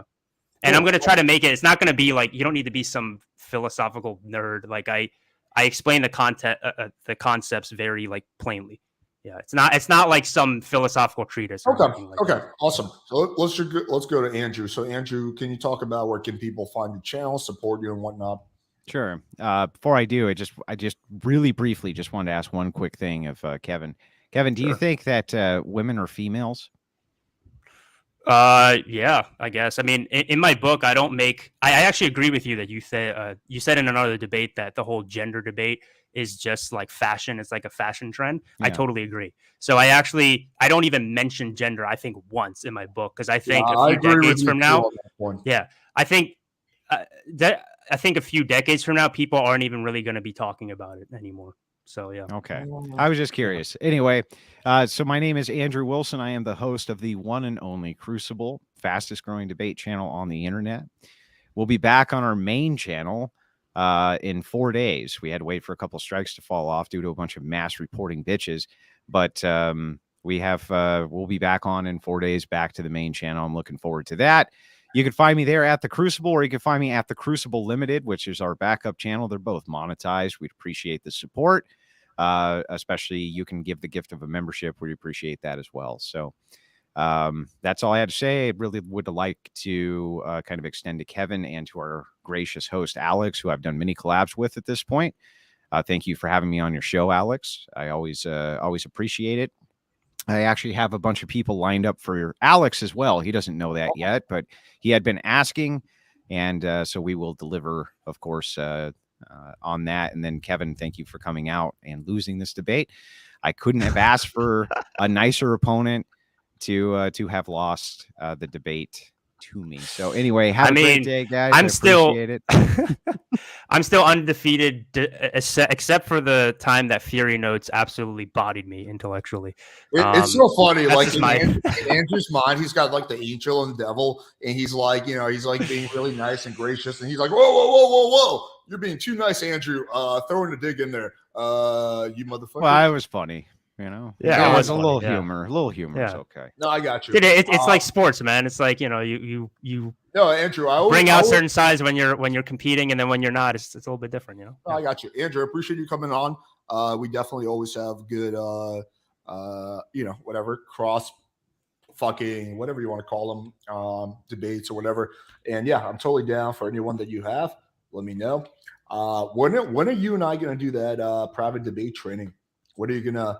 I reached out to Andrew and I was like, "Hey, I think there's something." I'm actually available now. I was on a trip, unfortunately, but I'm back, and so I'm pretty much available whenever, man. I'm up late. Are you still up until like 2? Oh yeah, dude. I've been a third shifter my whole life. That hasn't changed just because I'm streaming. So why don't we shoot for tonight, like 2:30, 3? Yeah, we'll do that. Sounds good, man. All right, and also you guys can find me. I'm doing a quick debate after show where I'll kind of break some of these concepts down. We'll go over things. So sweet. Okay, appreciate you all. Tomorrow we have a live stream on my channel. We're going to be doing some case studies. So we're going to take 3 people who used to have horrible texting, and we're going to show you how they transform their texting. So that could be interesting. So we're going to do a case study. What's his name? Stephus Cold has officially confirmed, so he's going to be coming on July 2nd. That's a pretty big one. I might be going on Jebediah. That should be a good one. We're still setting it up. So yeah, appreciate you all. Have a good night, guys. Take it easy. Take care. Good night, y'all.